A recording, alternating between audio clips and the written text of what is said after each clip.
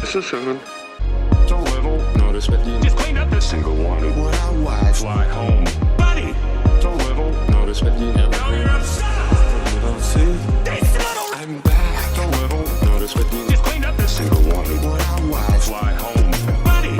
So little, notice with you. Darn you, we go! What do you mean? I will not. Bad thing. Buddy! I'm sorry.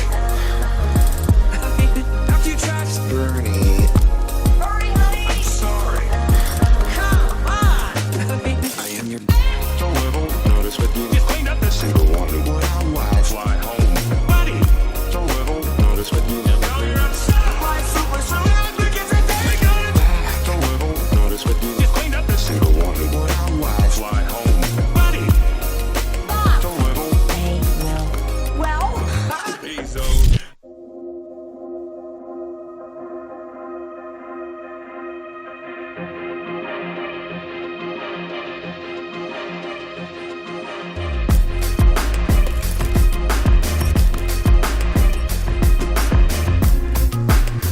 Prefer to think about the real life is not. Prefer to think D-wing and D-wing and See anyone from the old day, Bob? See anyone from the old day, Bob? See anyone from the old day, Bob? See anyone from the old day? prefer to think about the real life is not. Prefer to think D-wing. Say please. What have we here? See anyone from the old day, Bob? See anyone from the old day, Bob? See anyone from the old day? Why what? See anyone from the old day? come on! What did you say to me? Truly are! From the old day, Bob? This isn't the end of it! Stop! Well, these guys, they will prefer to think I have to do this alone. Get over it. about the real life is not. Well, these guys, they will prefer to think Just like old. Hurry, honey! I'm sorry. I can't lose you again. That was totally wicked! That wasn't right. Are we there yet? Look at that. Yes, it isn't. And more. Dad ran away and I knew I think that his family knows we're going off. With that fool into that remote, he said, my boy, coming back. Not that this isn't fun. This is remote. A remote has sent back again. One that's So little, notice with you. Just cleaned up the single one. What I watch. Fly home. Buddy! So little, notice with you. Now you're upset. You don't see? I'm back. So little, notice with you. Just cleaned up the single one. What I watch. Fly home. Buddy! So little, notice with you. Now you're upset. My super suit. How do I get? Expert. Dash. Why are you here? Never heard? Dash. How do I get? Expert. Dash. I'm too good. Never heard? Dash. Violet. Expert. Dash. they will. Dash. Well, hello everyone. Excuse me, no. Hello everyone, and how are you? Welcome to another DaraChat. My name is Daramuth, or Dara for short, because it's Daramuth, not Daramouth. Little punks out there, goodness sake, want to try to take. I see you. He's trying to hide back there. I see you, Paul. I see you. Uh, but anyway, how are all of you today? I know, right? It's hopefully it was a great day for all of you. I know some people it's not so much, but that's okay. You know what? You get another opportunity tomorrow. And tomorrow is, as they say, another day. But anyway, got a mouthful of hey, you watch, young man. You watch. Don't make me come through that scream and do a chokehold. He said he was going to put a chokehold on me. I can't. Anyone who believes that's an idiot. Hello, Weasel. Hello, how are you? And hello, Galaxy Red. I hope you're doing well. Of course, my guest is still in the background. getting his stuff situated. So whenever he's ready to pop in front, pop it in place, as they say. Other than that, how are all of you doing? I know uh, it's going to be an exciting time. Well, I never know how these things are going to go. I just do this thing because I get to talk to a lot of different people, like some of yourselves out there who are watching. Some of you, not all of you, but some of you, and that's the important part. Uh, but yes, hello. Um, it was it certainly is going to be an interesting um, weekend. If I hop in, Cam not working. Oh no, that's fine. That's fine. Since I'm free today. All right, Galaxy Red. He's free tonight. He is. He. Sometimes when I talk to Galaxy Red, he seems like the busiest man in the world, and he is for a good reason. Don't get me wrong. That man is so busy. I once asked him direction. He said, "Not now. I have other things to do."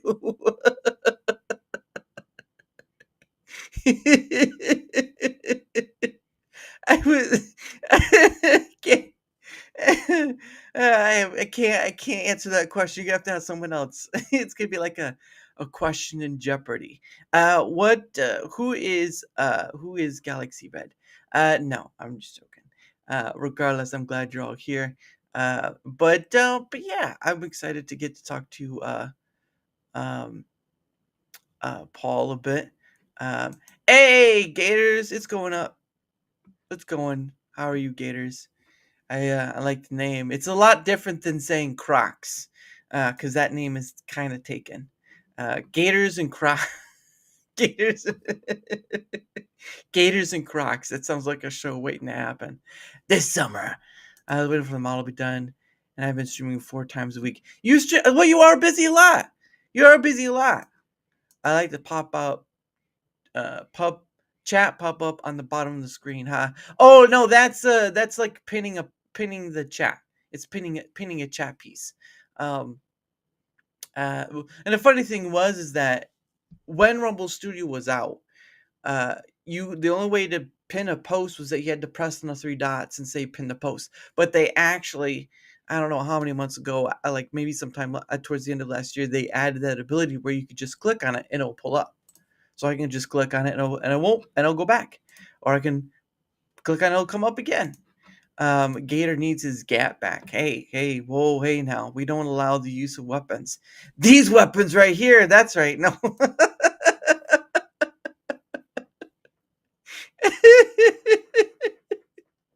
you, you ever see someone try to do that? It's like, is he all right? Is he okay?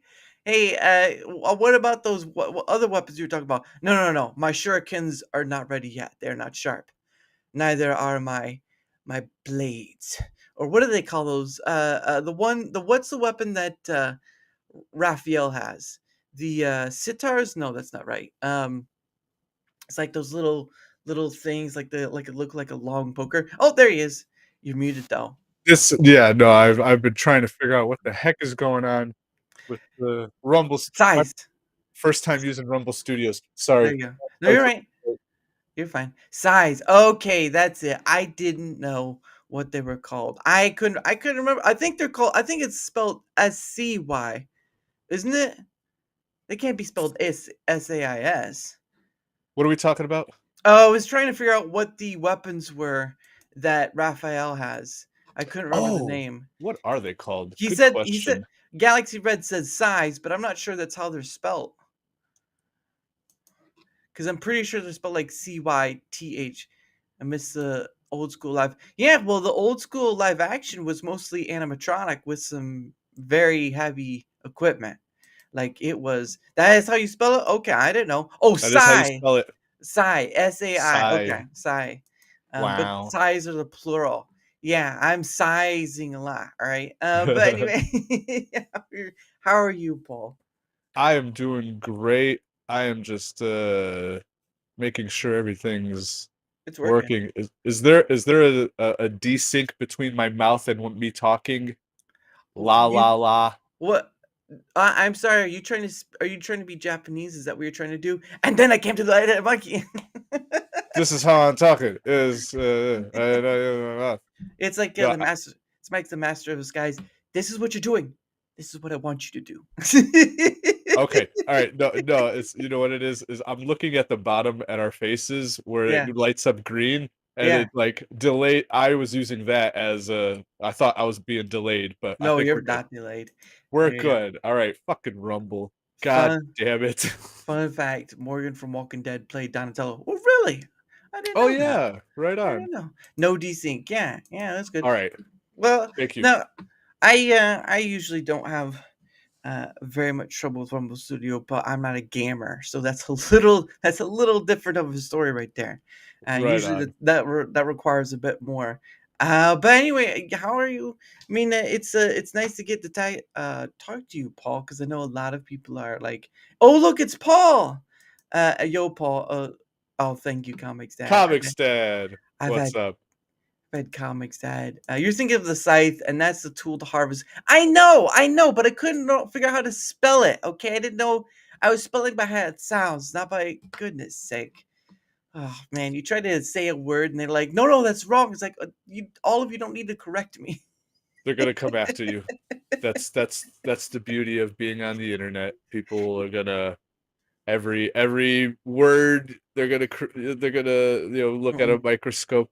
They're like, you Oh, said that wrong, and I'm like, you know what? I said it wrong on purpose. That's how I keep people guessing. They're like, is Paul really retarded, or does he just not know how to say words? You will never know. You'll yeah, never know. yeah. That's I just say, well, isn't that a dick? Now, can you get off mine and let's get back to the show? Goodness sake. facts. But Well, yeah, no, I'm glad to finally be on. I've seen you around, yeah, many what's the word? Different places. cliques and places, yeah, Friends. around different groups and stuff like that. I've Uh, been in my head formulating. I'm like, all right, these people hang out with these people hang out with this. uh, Jesus, I'm smacking my microphone. I'm very handsy. I'm in a new area. I used to just chill on my couch and stream. Now I have uh, to be at a desk. Sorry. No, you're fine. No, actually that's the point of your microphone because sometimes you need to kind of make sure it works and just like bam, and you have I used to have it like just off to my side and I'd be able to do stuff, but now it's like in front of me and on a stand, so I'm fucking whacking it all the time now, and I'm like, I'm hating it. I miss being at my couch. welcome to Paul's Tips of Content Creation. Today I'm Yeah, going to teach you about how to smack your microphone. how not to smack your microphone, and the tip is to stream from your couch, not from a table. It's too much in the way. When you're at a couch, you just Yeah. I don't Listen, know. always be careful of the tip. You whack it too hard, you're gonna blow out your microphone. That's the simple truth. Don't blow out your microphone. Have someone else do that for you. Something's gonna get blown. That's for sure. And that's how it usually goes. That's what happens to your stream. It just gets blown out of the way. I'm like, she's Louise. Oh my goodness. But yes, you're also on other people's places too, because I remember you were on Tomby's stuff. So I think that's where I Yeah. first saw you was from Tomby's origin. Of course, I had Tomby on many a times, long time ago. But I remember just seeing Paul play music live was fun. Uh-oh, what happened there? Why you no longer play live music? What's going on? Oh, I did a few streams with my buddies. We were kind of starting a band slash, yeah, and no, just time constraints and all that. So I haven't been able to hang out with those guys anymore, and they're busy with work and life and all that stuff. So we just haven't Yeah. been able to get together. I do, and then when I do like live music streams by myself, where I'm just Yeah. sitting here producing music and stuff like that, I've done a few of those. But I haven't in a while, and I don't know. I just felt like the format of live music production, which I actually keep getting asked for. I actually got a message today from one of my buddies. He's like, "Hey man, you gonna do any more live streams where you like just making the music? I'd like Yeah. to see that process." Uh, I get distracted, and yeah. like it's I'm starting to kind of realize that the process of making music or recording music should be a more private thing because I'm more focused, or at least my ADD ass. Yeah. Like I'm reading chat, hanging out with chat, and then I look over, I'm like, oh shit, yeah, I'm supposed to be recording or playing something or something like that, or I don't know, but I do need to try it again and find out a flow or a format where I could concentrate, ignore chat, concentrate on actually making the song or Well, whatever. you can't ignore chat. They're just gonna yell at you for ignoring them. Listen, I've after almost, I think I've been streaming for 2 years now regularly. So after 2 years of streaming, I'm realizing it's okay to turn on chat, Yeah. become a heel, be the bad guy every once in a while, and say go fuck yourself. That's why that is why my catchphrase is you see it GFY in the chat. That comics. That's my slogan. Go fuck yourself. That's also how I started greeting people. So the other show I do is with the Devil Made Me Do It. Yeah. Formerly of the Legion of Memers, and Yeah. we've been doing a show for over a year now, I think. And it's late Friday nights, so no one's up there in this time. It's Yeah. 1 a.m. on a Friday night. Technically, it's Saturday morning. If you're Central Time, it's 1 a.m. Right. And we do a show called Beelzebub. Oh. And yeah, we just shoot the shit for 2 hours every Friday night. It's a lot of fun. But I started greeting the chat because I produce the show with Devil because Devil is illiterate when it comes to technology. So I do all the stuff in the back room, like audio adjustments and all that kind of stuff, and pulling up videos. And I started greeting, after we do the introductions of the panel, we say hello to chat, and then I started just telling chat to go fuck themselves one by one. So I'd go down the line. I'd be like, Weasel, go fuck yourself. Comics Dad, go fuck yourself. Insidious Bliss, go fuck yourself. Then I started getting creative with it, and then I started getting unfunny with it on purpose. And I started asking chat, no, not chat GPT, Grok. Started asking Grok for insults, and they were so bad that they were good. So like, I've been getting creative with my go fuck. So you got to become a heel. The moral of the story is it's okay to be a heel every once in a while with your chat. Yeah. Oh yeah, my other catchphrase is my mouth, my rules. Sometimes the words coming out of my mouth are you don't break that law. All right. That's right. My mouth, my rules. Papa Paul came into town, shang, and he's saying, "Get with it or get out of it." That's right. Yeah. It's just, wow, you sounded so confident with saying that. You gotta have the confidence and the arrogance and the just confidence and ego. You gotta through the roof, gotta be confident, dominate at everything. That's how I get through a lot of the video games that I play. If it wasn't for that pure blind confidence, Elden Ring would be a lot tougher. I stopped at a certain point. I was like, I think I haven't even tried to attempt to battle Godfrey. That's how bad it is. That's Godfrey. the first. Which one's? That's the first one. Yeah. Oh. Well, no, the first one is the one where it's the many arms with the sword, and that's technically the first one, but it's the one in like the castle arena. I think it's Godfrey. I'm not sure which. I think you're right. Yeah, it's like one of the first major bosses. I actually found Margit, the guy, the first guy, not the very, very first guy, but the first like actual boss you encounter. Yeah. I thought he was harder than Godfrey, but I think I just leveled up enough by the time I got to Godfrey to kick his ass. No, that's the I think that's the one then, because there's that one knight on the horse that's kind of the Tree Sentinel. Yeah. That's the trick.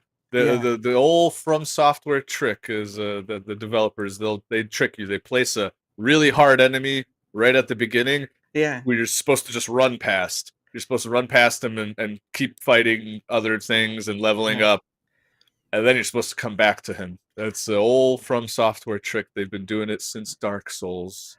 And I never really played Dark Souls until like a few years ago, and now I'm addicted. I love Souls games. So I'm a fairly noob. to them. Yeah, I can't. I tried playing it for a while and it was like, I'm not really, because I'm really more of that person that's like brute force, like let me get to the one point where I can just one hit kill you. Please. But Right, it's not right like from the start. Yeah, no, it is. Yeah, no, you have to build up to that. That's yeah. the beauty of the game, though, is it gives you many different ways of playing it, and Mhm, to be able to get that brute force 1-2 shot enemies, mhm, you got to grind and put some work into it, and level up in strength and get a big hammer or a big sword, yeah. and that's how you get there. But from the start, you have to work your way up. But I get it, for a person like me who grew up on just beat 'em ups and Mm, hack and slashers and like Ninja Gaiden mm, 2 yeah. specifically, the remake of Ninja Gaiden 2, or not the remake, but the 360 version of Ninja Gaiden 2. Yeah. Just that quick pace hack and slash jumping around, that was all out what I was about. So when Dark Yeah. Souls came across my plate, I was like, what's this slow pace, dodging, parrying, Mm. crazy one-on-one combat? And I'm like, I love it. I don't know what it is about it, but I love it. And what I want to see out of the wishiest of wishes that I've ever wished Uh-huh. was that I wish that the guys that make Elden Ring and Dark Souls from Soft, I wish that they would make a Zelda game.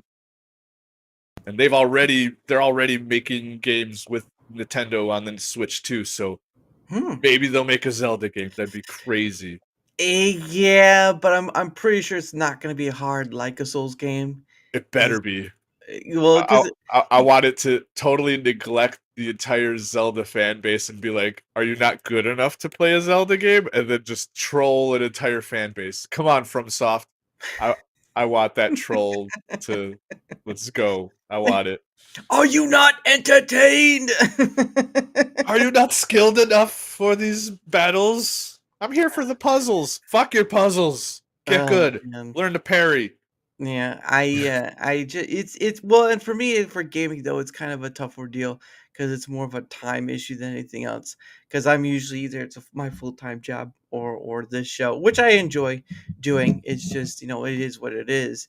And then you're kind of left asking yourself what games to play. And usually it's mostly just like games you can usually have casual with. Like I've gone back to playing like Minecraft and stuff like that. I am playing the Stellar Blade one.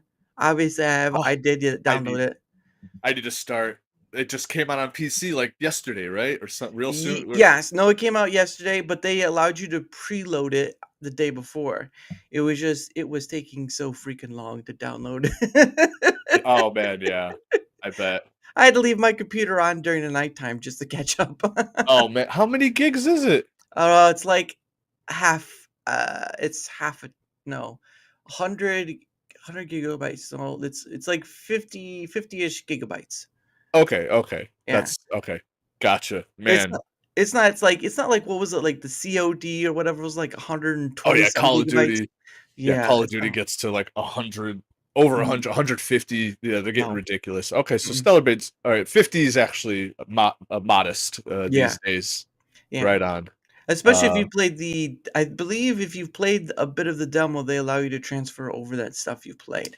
ooh, Yeah, damn, that's cool. yeah, and That is cool. there's a bunch of other stuff you get, but I think you get more things if you bought the deluxe, but I'm like, the last time I bought a deluxe, I didn't get to go back to the game to play, so Ah, man, so the that deluxe game sucks.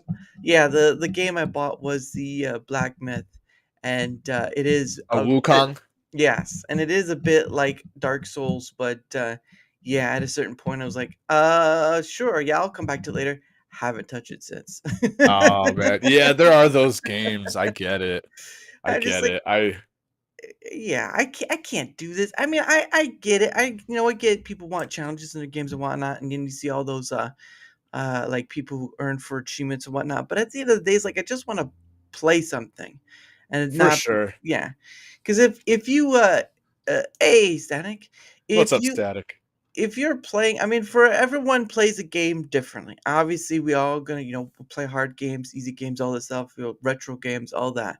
But for me, it's just like, I've my Steam already has over 200 games. I'm at a point where it's like, yeah, you just like I Uh can't huh. do this. But even with having less time for stuff, for that, it's sort of like you choose what games you just rather just kind of flow with. And the Stellar Blade one's not bad. And again, like I said, I kind of go back to the Minecraft back a bit, but really, it's just really hey Adam, it's really just not enough time in a day, and and what I do is not gaming orientated, but I can talk about gaming because there's a lot of people out there who make gaming their staple, and Yeah. whatever. This But culture of nerds, you're gonna run into all the nerd types, the comic books, the movie nerds, the gamers. We all collide in this sphere of like attempting to enjoy our nerd stuff without mhm, politics getting involved and all that kind of stuff. So I think that's kind of it's kind of the a culture. Yeah, the overall what's the word I'm looking for? I'm terrible with words. But we're all nerds. We're all nerds here. That's the point. sound like a bunch of pirates at this point. But no, and that's like again, it's I know that's sort of that whole thing of because you see it on Twitter X majority of the time. This company does this company does that, and all this stuff. And I think it kind of gets all wacky to wacky because there's a point where you either are going to not give a company any money because of you disagreeing with them on some certain matters, or you're going to buy the game regardless of what that company is doing because of the game itself, right? The joy of the Yes. game. And I think that's kind of my the biggest thing with being in the content creator sphere is what I call it. The biggest thing I get out of the content creator sphere is the back and forth hypocrisy calling, Oh and no yeah. one wins. No one wins out of that. Oh yeah. I It's agree. it's like watching a bunch of kids in like the playground area, call each other names, and it's like, guys, do you know it's a pretty big sandbox? Like, no, fudge you, and then you have this whole array of words thing. Actually, you know what? I really like it if it was like that Orbit commercial where they would eat the piece of gum. It's like, you belly licker and all that stuff. That would have been a lot better than just F you all the time, because then it Lant just does. Laker? Li- Lant Laker? you cheating hussy. But no, I agree, man. Yeah, there's a lot of just like drama in every sphere. Like I'm like I started hanging out and with all y'all nerds, from all the chats that I hang out with now. I started hanging out with all these people because I'm like, I thought we were just nerds who like games and Star Wars and all that kind of shit. Not current Star Wars, but we don't have to beat a horse to death with current day Star Wars thing. Like, yeah, Yeah. that should have been like a week of videos instead of like 2 years worth of videos Yeah. about Disney and Marvel. And like, yeah, we get it. And then Mhm. people keep putting out videos. Well, I watched the new Star Wars show and it was terrible. Why are you watching it? I didn't pay for it. I pirated it. You wasted your time with it. You still look like a jackass watching current Disney Star Wars instead of just like going outside, have a walk instead Yeah. of you wasting 30 minutes hate watching something. Like, Yeah. tired of it. Yeah. Well, it's an interesting factor too, because you do hear a lot of content creators say that Star Wars is dead, and yet they treat it like it's still alive. Well, Which, they keep it alive by talking about it every day. yeah, well, yeah, and that's been the funniest thing is like you can't. It's like that scene from the Princess Bride, right? I think you're using that word. I don't think you don't know you're using that word, or whatever he Yeah, says. yeah. It's So, just it's just one of those things where I get the big chunk of it is sort of this whole culture war thing, but my understanding of what the culture war is simply that it's only for those it's only for the era of, because culture wars never end, they just change generationally, which is a funny way right. to think about it, right? Like a culture war that never ends, but it just changes generationally. And when you kind of when you kind of put that thought out there, it's like, what the hell are we even fighting over again? I agree. Yeah, because it's like, what are we all mad about here again? Like everything. It's like, oh god. All right. Well, Yeah. like, tell me, because yeah, I mean, I used to be like pretty black pilled over everything. It's like, oh man, everything's bad, everything's woke, all that stuff. But like after a while, I'm just like, It's I'm tiring. put, I'm put to sleep. I'm ready to take a nap about after all that talk. I just want to Yeah. have fun again. Yeah. And to be honest, I am. I'm like I've been done watching every day the typical gaming nerd podcast. Like I still love everything that like the geeks and gamers and Mm. the nerdrotics and all that stuff, but I kind of miss it back when we were all just kind of having fun and shit posting from all the people Yeah. who are asking for safe spaces and all that stuff. But now we've become those people. I see shit posters on Twitter constantly calling out people that I agree with, but then they bitch out and suddenly form a mob Yeah. and suddenly they're like, well, we stand with this person because you're shit posting against this person. It's like Mhm. he's kind of pointing out your hypocrisy. You're asking for a safe space, are you not? And you're gathering a mob. You sound like a certain group of people that you bitch about. Hypocrisy. Well, I'm like, damn, he played you. He played yeah. you good. It never calling out hypocrisy, no matter which end it doesn't work out well because it's hypocrisy. It doesn't change the mindset. It just keeps the ball rolling. And I tell you, sooner or later, the snowball ends up getting too big that you will get rolled over by it. Yeah. As And we've seen some creators, be mass reported and stuff. You know. right. And it's all about like to me it's all about like how if you're gonna put your face out there on the internet, I want a safe space from Paul. Abe, don't lie. You want a safe space with only Paul. Just Oh. me and just me and you, safe together, nobody else. Abe, you know it. You know it to be true. Uh, Make it but happen, stat. hell yeah. Uh, where was I going with that? I The totally. hypocrisy thing. Um,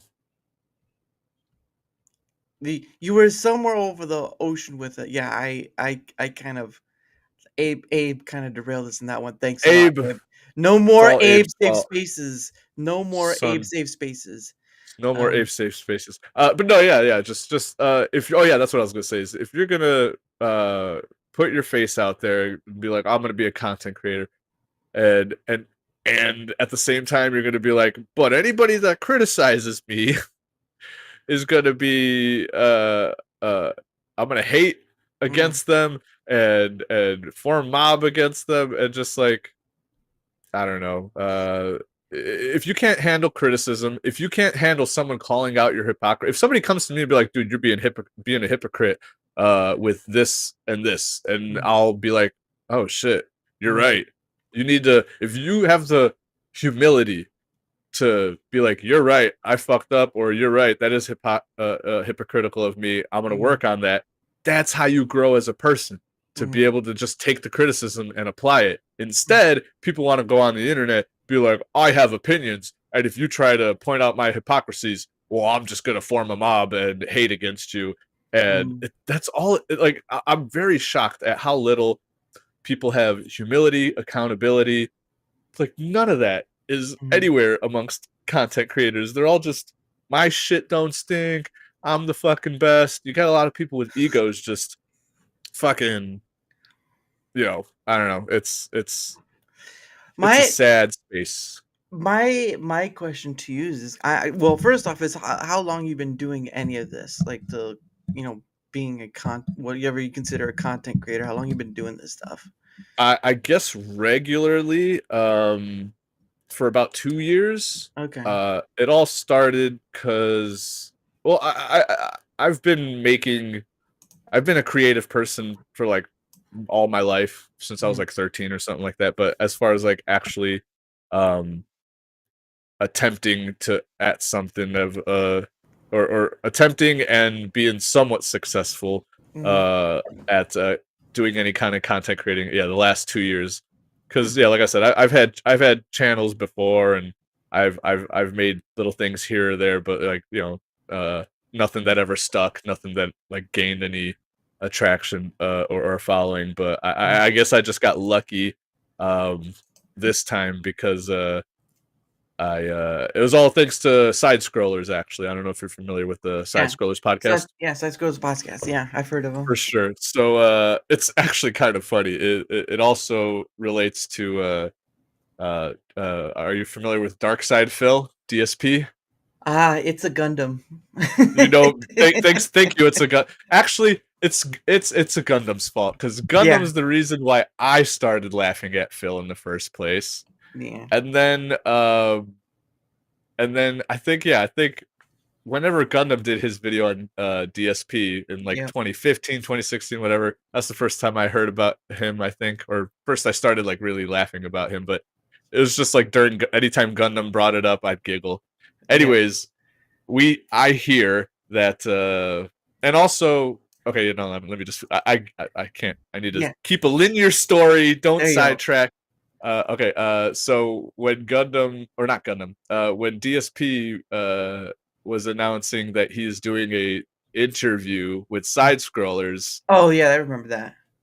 That's kind of when it's ironic. That seems to be the is Prometheus the word? I don't know. It seems to be like the big bang of when a lot of things happen. Mm-hmm. So when that happened, a lot of people who didn't know that Craig had come back to the internet, because Craig used to be part of a website, or used to run a website called Screw Attack. Yeah, Screw Attack. Yeah. And I was pretty heavy on Screw Attack. Like I was like a avid consumer of the Screw Attack website. I would go on there all the time, watch the content on there.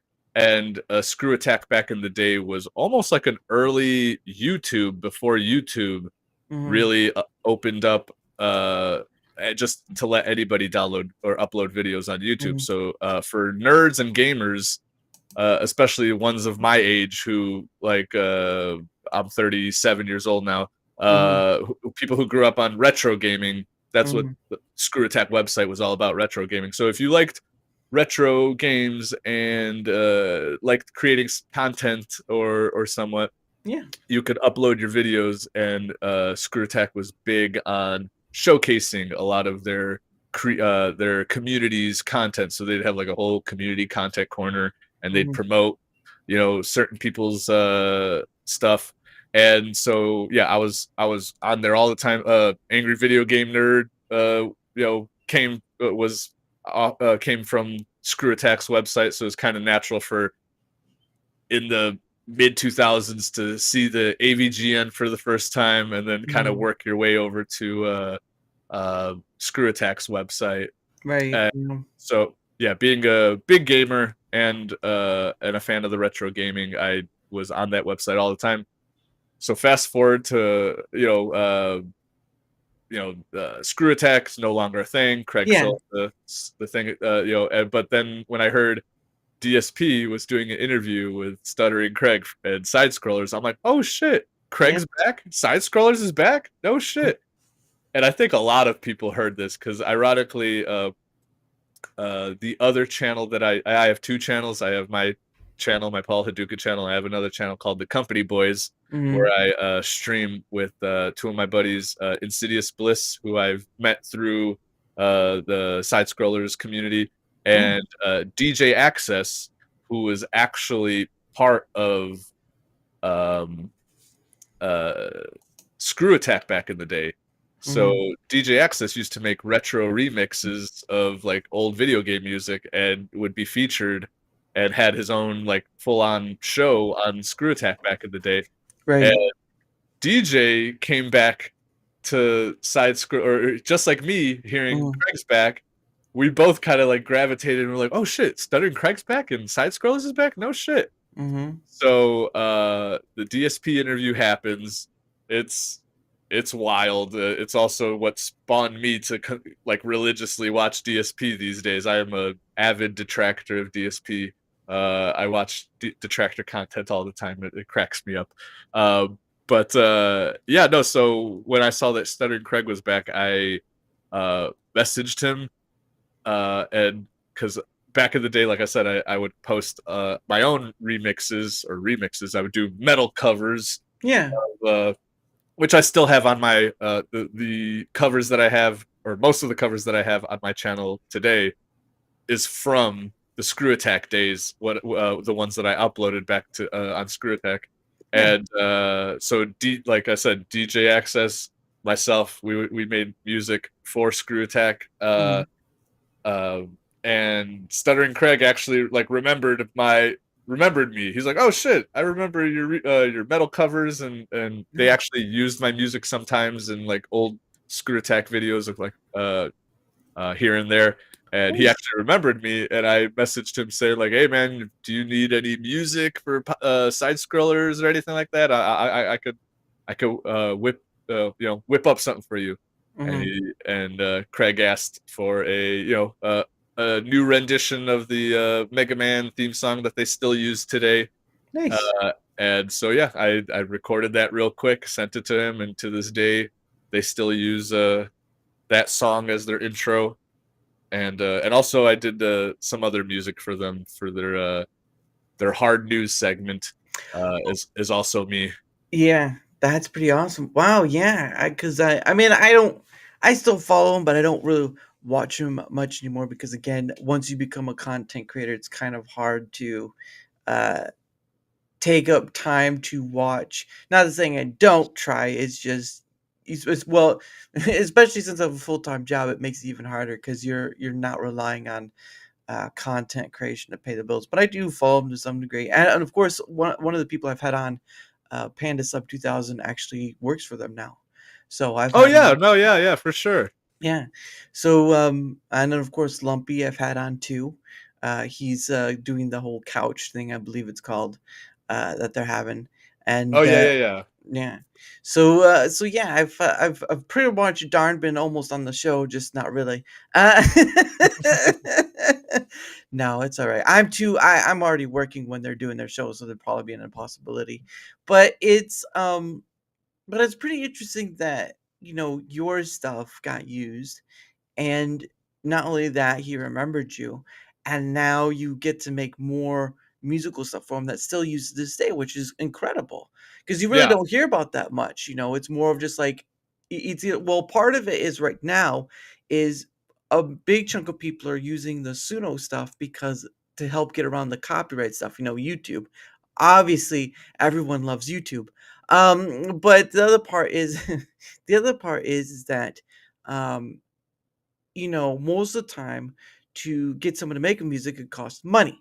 And a lot of the times, not many people can afford that, especially if someone's coming right up. Now, for me, I'm not fancy smanchy. I mean, like, what you see is what you get.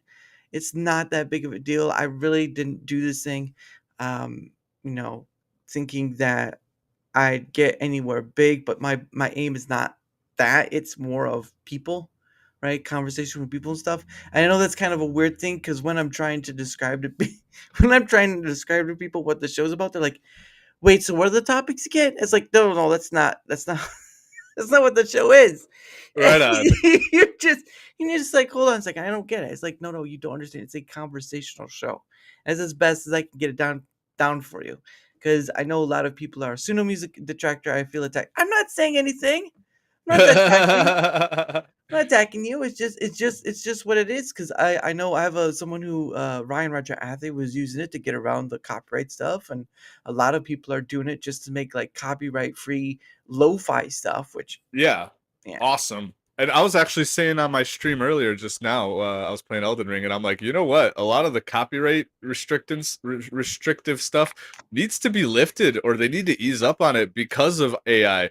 Because nowadays you're not going to have any more, no one's going to want to purchase your music for their ad or pay royalties anymore. They're just going to whip up an AI song and not have to worry about it. So, yeah, like, the day and age of like, remember growing up and then hearing like a hit 80s song as a commercial, Venus razors, you know, Yeah. or like I'm your Venus. I'm like I didn't know. I thought that was just a commercial song. Yeah. And then you Yep. find out it's, you know, so a lot of artists aren't going to have that resurgence in 10 years where like, oh, my song was a one-hit wonder in the 2000s. It's Yeah. an advertisement song in the 2010s. Mhm. I'm doing tours again in the 2020s because of the member berries. It's just Yeah. like musical artists don't have a chance anymore at a future to even write for someone or anything because like AI is just, it's much easier. So fuck it. So you better Right. have passion when you're making this art because passion is the only thing that shines through versus, you know, just spitting out a song because whatever. So I Yeah. still have hope for artists and art because one thing that AI can't do is passion. Yeah. Well, I think they're right. That's one English penitentiary. Shout out to Ryan. Yeah. Nah, he's definitely, they're definitely not gonna let him back on no matter how much people say, because Because he's reality based. Remember, folks. yeah. He's all right, but it's I love him. yeah, but the thing that gets me, especially going back to the content creator stuff, and I know Static was saying it's a lot of egos. Well, the way I heard Yeah. this, the way I kind of had it described was, uh, is the content creator sphere is sort of like high school drama, but with business implications, and that's what it's become to a degree, is a business ordeal.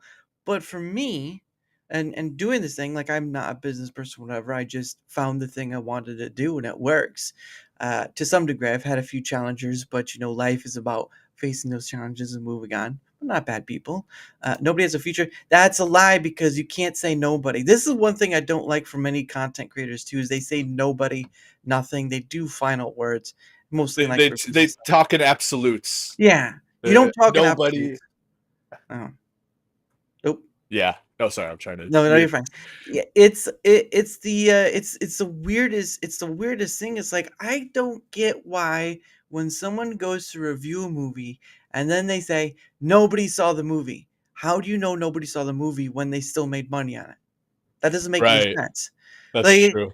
like nobody, like, there was what was the one movie? There was a movie that was out a while back where they said nobody saw it. It's like, how can you say nobody when it still got money? Or I'm sure everybody said that the Snow White movie nobody saw. Like, well, no, the one great one I think it was the what was the Captain Marvel? Was it the Captain Marvels? Was that one movie where it was like the one long-armed girl, and then you had Brian Larson's character, and then you had another character. I think it was oh, the Marvels. those the Marvels. Yeah, I think Yeah. or something like that. So Yeah, yeah. a lot of people were talking about that and all that stuff, and I'm just like, it still made some money. It didn't make enough. Or She-Hulk, right? She-Hulk was the biggest thing out there that people were saying and it didn't. It's not getting a second season, but they said nobody watched it. Nobody. It's like, there are still numbers and all that stuff, and I'm just like, I don't get this thing. I don't get this machine of what content creation has become, because I think, for just for reference from my end, I think once monetization became part of it, that's when the story changes from, I just, back, when before YouTube, YouTube was still starting out, I am just creating this thing because I enjoy it, and maybe someone will see it, maybe won't. Nowadays, it's like, I've got to get the likes, I've got to get the views, I've got to get the subscribers, I've got to get the memberships, I get all this stuff, because if I don't, then my business fails or whatever. And I get that, but for me, it's just like, I don't, I don't get it anymore. And I came in this fear just wanting to do, trying to figure out what I wanted to do with it, honestly.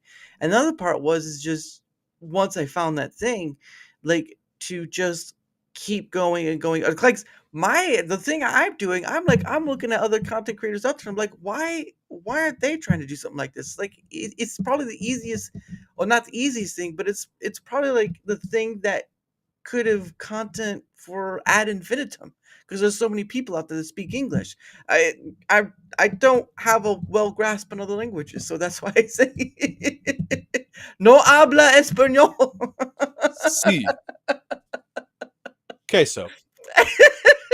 But yeah, it seems like a lot of people go into content creation because it's the hip new thing, you know? Like, Mhm. it's funny because I've been just creating, like, so I learned to play guitar at 13. Yeah. Immediately afterwards, I was like, I want to know how to record because I Mhm. want to. I have ideas. I want to be able to record it. So I pirate some recording software. Immediately after that, I'm like 13, 14 years old, and now I'm like, I need to edit videos because eventually I want to make a music video for whatever music I make, so that I Mhm. pirate some uh, video editing software, and I just had fun making video. Like the first video I ever put together and edited was just Mhm. me and my friends doing jackass shit, just uh jumping off of the local parks, the fucking monkey bars, doing flips off of slides and shit, and just crashing into the ground. And Mhm. I just put a music video together of some band that I liked. I didn't post it or anything like that. I Right. just put it together. It was like, this is fucking hilarious and fun. And ever since then, I've had just like I love tweaking little things. I like putting together OBS and putting a stream together, getting all the little fixings to work, Mhm. making sure it sounds great and leveled and all that stuff. All this production stuff I nerd out over for some Mhm. reason. And like it will distract me sometimes during a gaming stream where I'm like, Mhm. I'm trying to enjoy a game, but then I look over and I'm like, oh shit, something's too loud, something's too quiet, something's not working, and I want to fix it now. Mhm. So I came into doing this just because I enjoy the process of putting in a production, and at the same time, fucking luckily enough, people find me somewhat entertaining or whatever. Or mildly attractive? No. Or maybe people have been saying I look like Ron Jeremy. Fuck you, people. God damn it. Now that you say that, I do see a bit of an I know. I see it too. I've gone 37 years on this planet never being called Ron Jeremy. I've been called Post Malone. I've Yeah. been called Well, Post Malone, I can see that too. Post Malone, yeah, except you don't have the tattoos. You need the yeah. tattoos. This Post Malone pre-face tattoos. I got Post Malone all the time, but ever since he got the face tattoos, I'm like, thank God Yeah. I'm done with that shit. But now Uh-huh. I'm getting Ron Jeremy, and I don't know how to feel about that because I'm getting older. I'm starting to look like him. God damn, I'm gonna have to shave my mustache or something. It's something's making me look like Ron Jeremy. It's the stash. I gotta get rid of it. Well, But maybe I'll look weird without it. I don't know. Go ahead. all I can say is that he was still getting the ladies at his age. So I'm just saying. It's it's funny. The first person to mention that I look like Ron Jeremy was a lady, and then I asked her, is this a bad thing?" And she said no, and I'm like, "Thank God. All right, that's as long as it's not a bad thing." Because they associate this face, and then they're like, does it match down there? And the answer is no, it does not. So ladies, don't get your hopes up. You should have just said, "Does that include a number as well?" You just were like, uh, you're like, "I thanks for that. I appreciate that. Now, can I have that's your right, number?" Adam. You're right. Hit that like button, you dang nerds, right now on whatever So platform you're watching on. yeah, and so that you've been on for like around 2-ish years. You're I know you're multi-streaming, but what do you multi-platform yourself to? I am on YouTube, Twitch, Rumble, Kick, and I also live stream to Twitter, X, whatever you want to call it, Twitter. Twitter. I just say Twitter X because I have my reasons and they know. I'll Well, just say let's Twix. Twix. Twix. There we go. I just call it Slapface McGee. There you go. But yeah, no, that's really good because I think a lot of content creators are gonna have to start learning to, if they're able to start multi-platforming themselves because Yeah. YouTube and Twitch have shown that they don't care anymore, Right, and right. and And and yeah. yeah, go ahead. No, they just don't care anymore, and obviously other platforms have their issues. I understand that, but um, like with time before, I know a lot of people put their stuff on YouTube. Most of the time, the answer is reach and money. I get that, but at the end of the day, what is more important, your content and your stuff you create, or what you get, the views, the money, and all this stuff? Because I'm telling you right now, once they ban you, like they did with Ryan Roger, the money don't matter no more. The views don't matter Right. anymore because it's already taken away from you. And the funny thing is like and it sucks is like I can't even have Ryan on my show because I stream to YouTube and YouTube's TOS says you have him on. Your channel's getting taken down too. And I'm like, that's a piece of shite. Like Oh shit, is that true? Because it the is. Sevi, devil, we had devil just had him on like a week or two ago. His there's channel's still okay though. there's a well for now, but there was For now. Oh there's a shit. content creator called Sevi. She works for Geeks and Gamers, but she Oh had yeah, I know Sevi. Yeah. she pulled up the TOS of YouTube directly where it says, and it says you cannot, otherwise it'll be seen as getting around the ban. Right? You can't have them on your screen. Well, you probably could talk about them, but you can't have them show up on your screen. You can't show anything of their stuff. Otherwise, it will be seen as circumventing the ban or their Oh deletion or no. whatever. Yeah. And so when she showed me that, I was like, that is a piece of shite because that means anyone who streams to YouTube can't have them on. And before, and you would think that, they're just being rude or whatever. No, the rules clearly state they can't have them on anymore at That's all. right.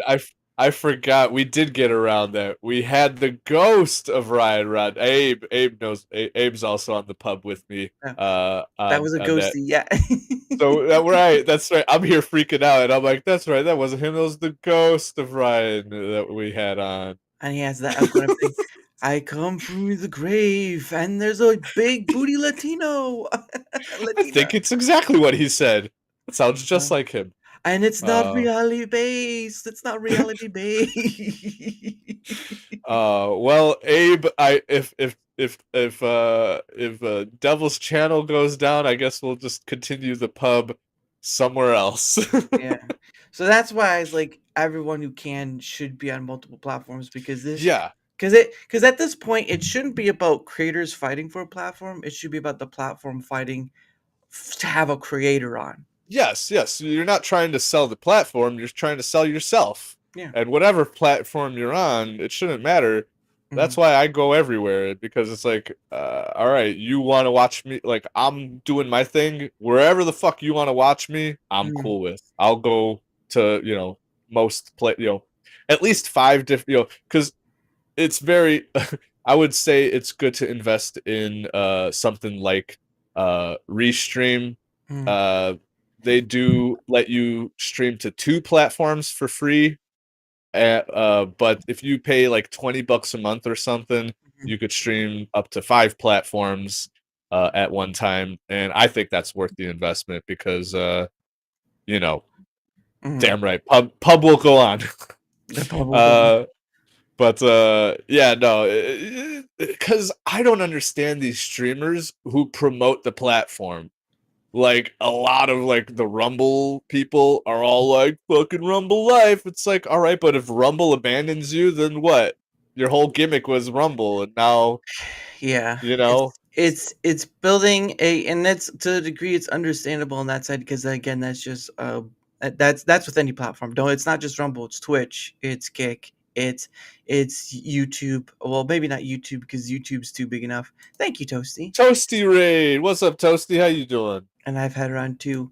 I think that's with any platform. So it's just Rumble is kind of a non-denominator thing, but the I get it, and my issue is that it kind of can cloud people from people who have actually having issues with Rumble, which I know there is. Again, I've run every from the past few months I was doing surveys on feedback and stuff from people, and now that they're working on some things.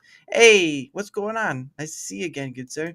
Now that they're working on some things like the platform stability and soon content discovery, that's great, but it doesn't help.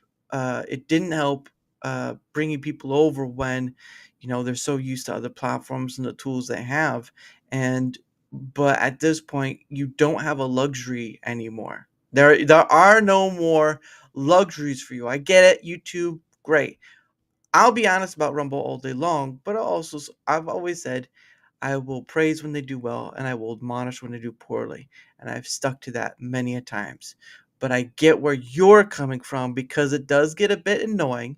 It does get a bit cloudy and biased, and it really doesn't end up helping. Say, like, if someone has an issue, right? Someone has an issue, they bring it up. Honest can be and all this stuff, and this can be seen like an attack on the platform, whatever. Any platform can have that. My issue is with that is that if you want people to come over, first you have to get the tech up, and two, you have to be able to hear people out on what their issues are and work towards getting that fixed. And to a degree, Rumble is doing that, but they should have been doing that ages ago for platform stability. Yeah, no, I could go on all day with Rumble. Well, yeah, I know I'm here. I'm here for it. I'm here to take the I'll do feedback. I'll Yeah. do the quick version. What's up, Jack? Go fuck yourself. What? Oh, this one? No. It hasn't come in yet. I have live YouTube Rumble. It hasn't come through Rumble. Oh no, I see him. I see Jack. Yeah, whatever, Jack. Go fuck yourself. Jack Tarlad. Oh my Love god. him. I gotta watch his. He did a Did you already do read and roll? he I gotta couldn't watch do it this because of StreamYard. So Oh shit, that yeah. sucks. But But when I first had Jack Tarlad on, I said Jack Tarland because I mixed up the name. I keep calling him Jack Tard. I don't even add the LA, just Jack Tard. Well, sometimes you have to be honest. Sometimes you have to Yes. be honest. Sometimes you have to be honest. But the thing of it is, like, every month I do a thing called Rumble Squared, which is gathering people's feedback for that, and then I turn that into visual data. So, like, if you were to ever to go to my profile, you would see like these survey things that I've been doing every month since March. Well, more or less, but I did two surveys, one for creators, one for viewers, and sort of gathered that information from there, and it kind of showed that the biggest thing people were having an issue with was platform stability. And there's other things too, platform stability and content discovery. But there's always more little stuff too. And I'm always interested in that retrospect because that means there's something to work on. And also, I don't have a direct line. So don't ask me for anything nice. But all I can tell you is that it was a weird thing. So at April 28th, I had put out that month's survey out, all the summarization of the data and all that stuff. Paul Jack Tard is my gamer handle. Well, la di da. Is that really? On what? On Interesting. Steam, or I'm Yeah. adding you? Oh, good. Yeah, it's just the Jack Tard. Come on. But yeah. So like at the end of towards the end of April and 28th, I put out that summarization of data, and then on the 2nd of May, the CEO comes out with, "We're going to work on platform stability," and I'm Hi, like, Toasty. She's saying say hi to me. She's yelling at us. "Gosh, look at her! She's demanding. She's mean, and She I is. like it. She is me. She'd whip you too if she'd give her the chance. So be careful about that." But yeah, I'm always interested in hearing about people's feedback because you only get better if you're willing to be on the same level as everyone, to hear them out. And I think that's an issue that I think some people on Rumble may have, is that they may want to be helpful, but they may come off it the wrong way. And I want to be better than that because I'm not here to be biased towards the platform. I want to see it succeed, but I'm also not going to sit here and agree with everything that happens because it does need work. Based. Yeah. That's the best way to go about it. That's what you're doing, is the mature, smart way to just go about, Mhm. how you move. Yeah. Because I know, man. So I still stream to Rumble, but Mhm. with what I know about Rumble, I probably any other person would probably not stream to Rumble if they kind of like the drama, especially with the early day creators and stuff. I know a couple of people Mhm. that were part of the creators of Rumble. That's when it first started, and Mhm. we're all like, oh, alternative platform, like right at the beginning, Yeah. and they just a lot of the creators in their Discord, Mhm. in the early days, there was a lot of clicks and a lot of Obviously. yeah, a lot of drama, a lot of Mhm. bullshit. So the Mhm. people who sucked the Rumble teat the hardest Mhm. got special treatment. Mhm. Everybody else who were just like a normal, like you just said, you're not gonna suck the tit of Rumble, but you're just you're gonna praise it when it does right, and you're gonna criticize it when it does wrong. A Mhm. normal person like that was not getting as special treatment as the people who were sucking the tit of Rumble. So there was a lot of bullshit drama in the early Mhm. days, and that's why you'll see some friends of mine go after Chris Pavlovsky Mhm. on Twitter quite often. Shout out Carl and Metal Shred Freak. Well, there's a point. It's just kind of like you either learn to let go or find something else, because it becomes a point of harassment.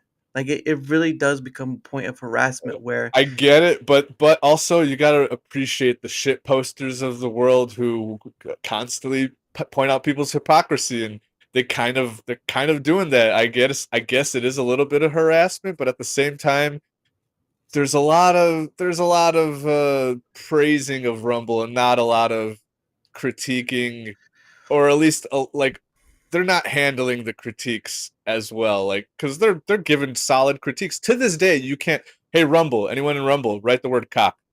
This is a free speech platform, and you can't write the oh, word cock you're talking about the chat thing. Yeah, I in the understand that chat. one. Yeah, it's Yeah. weird. It's just a weird thing. It should you're a free speech platform, yet you can't figure out how to get that bug out of your system. Mhm. You should be able to say anything, and I just find goofy shit like that. Plus, they're spending money on dumb shit. Why did they make a? I mean, cool that they have a Rumble studio. This is all right and Broadcasting. all. The Yeah. broadcasting thing Yeah. is make your platform better first, then go into ventures like this. Mhm. Suddenly they're attacking OBS for reasons because they're trying to up another platform. Some shady shit there too. I don't know. Like I have a lot of suspicions. I live in Chicago, so a Mhm. lot of like Oh. under like mob like a lot of shit in plain daylight looks Mhm. normal, but then I'm like, this is some mob shit going on here. So I have Yeah. like this weird second, third sense, Mhm. or I mean, seventh sense. What's the movie? The Sixth Sixth Sense. Sense. Yeah. Sixth Sense. You see I dead went people? to. Oh my I god. do. I see dead mobsters Oh, fucking causing pyramid schemes. that's That's that's even worse. Ugh. Ugh. so that's all I'm saying is I have conspiracy theories. I see pattern recognition, Mm. and things are smelling quite Right. saucy, if that makes sense. I just don't trust a lot of things. So things aren't added up. I have my criticisms of Rumble, but I still stream there. I'm gonna say my opinions, but I'm not gonna like go and shit on them. I'm gonna Mm. let other people shit on them. Yeah. And Well, I'll just sit back and watch. because for me it's just a waste of energy. Like there is a way to do it, and again, that's what my surveys do. Is they take actual data from people, and it uses that format. I mean, you can ask Jack Tarlad. He's helped with some past with helping the surveys and stuff. But my thing is that you don't really get far with anything moving forward if all you're going to do is crap on. And there's some deserved, rightly so, but it's all about moving forward for progress rather than just sitting in your chair and saying this is all wrong and they should just go F themselves, which is basically what it comes down to. Is really everyone at Rumble should F themselves. All the high people should F themselves. I mean, it's basically just saying that at a certain point. And I'm like, you know what? I'm gonna do the one thing many of you aren't doing, and that's use data to back up my standing. And I'm not gonna say that the thing from the CEO of Rumble about the platform stability or the thing from Rick about the content discovery has anything to do with my surveys, but it is pretty coincidental that after all this time, that all this stuff I've been putting out data wise, now it's starting to get a move on. So either something I've been doing has worked or I'm just goofing at myself. But I'll take the first option first. But I'm more of I'd rather do something in a more positive, constructive turnout than just sit in my chair all day and crap on people. Because where do you go? For Where do you sure. go? No one. After a certain point, people stop either you'll get people who are biased towards you, or people will stop caring to talk about you or talk to you. And for me, I mean, either way, I don't care. I've already had some people block me and they never tell me why. So there's that.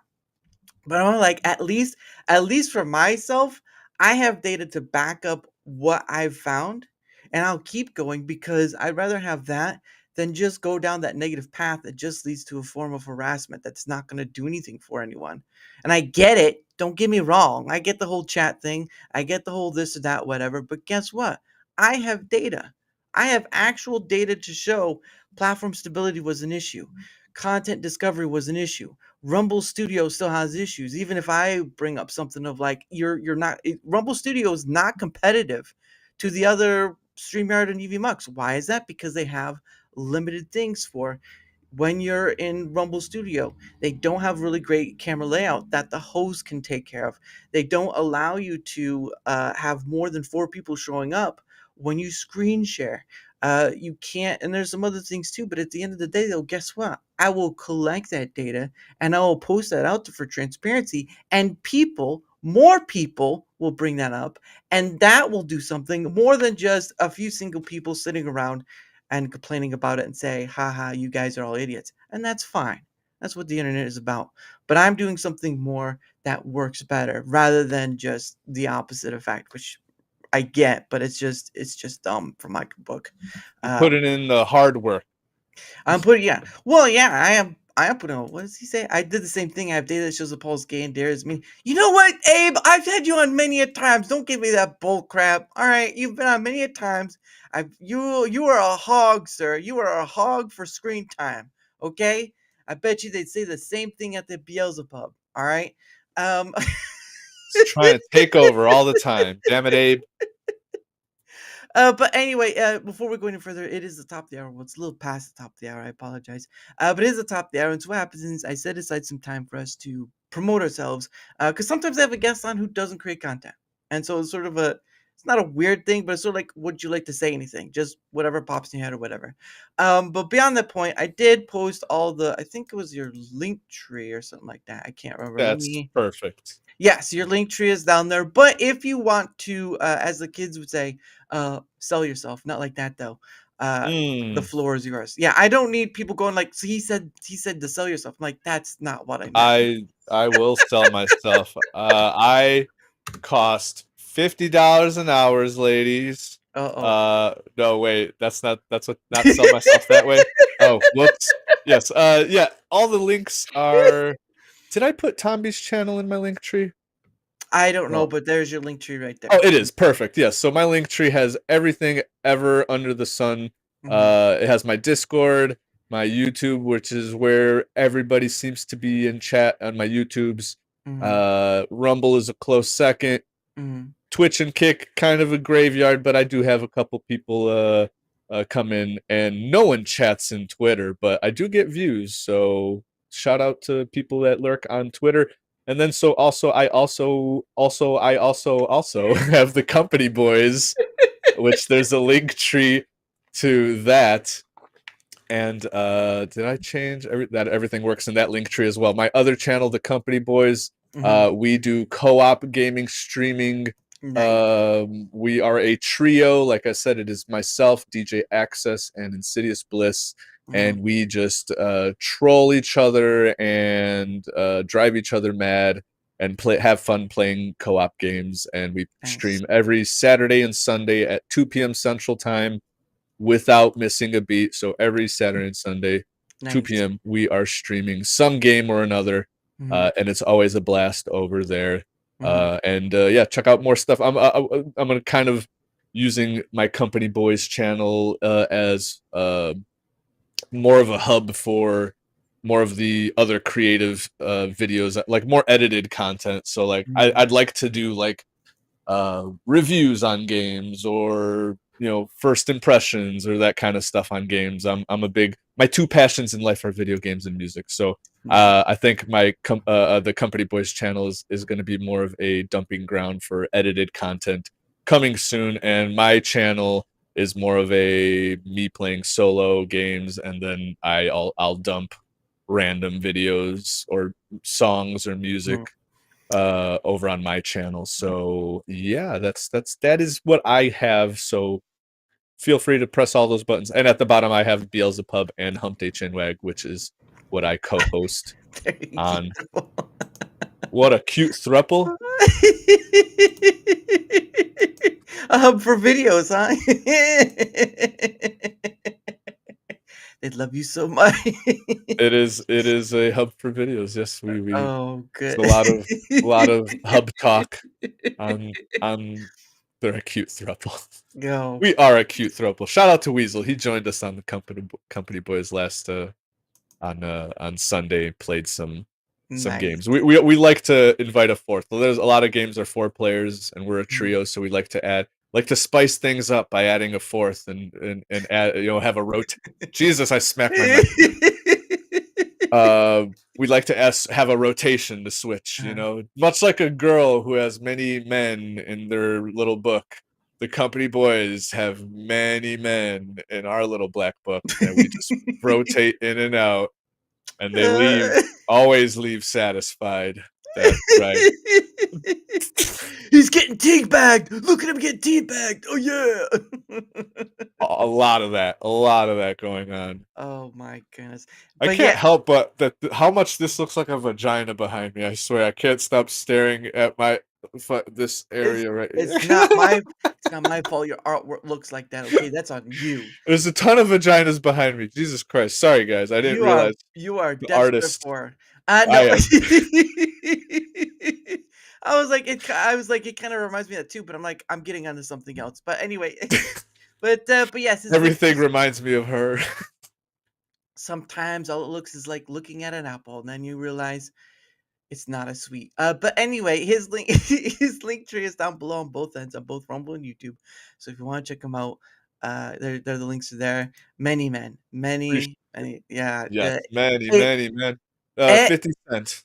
Abe would know because I'm not going to go any further. But anyway, He's one of the many men. oh, good lord. That's This right. is Actually, from- have we had you on, Abe? Abe, you need to come on the Company Boys. There you go. See, already Well, you got to come on the Company Boys, and then we'll come on you. God damn it. Sorry. You're not sorry, you little fink. Oh my gosh. But yes, I know some people everything reminds me of her. Give me your backdrop, Paul. Yes, exactly. But yeah, his link tree on both ends.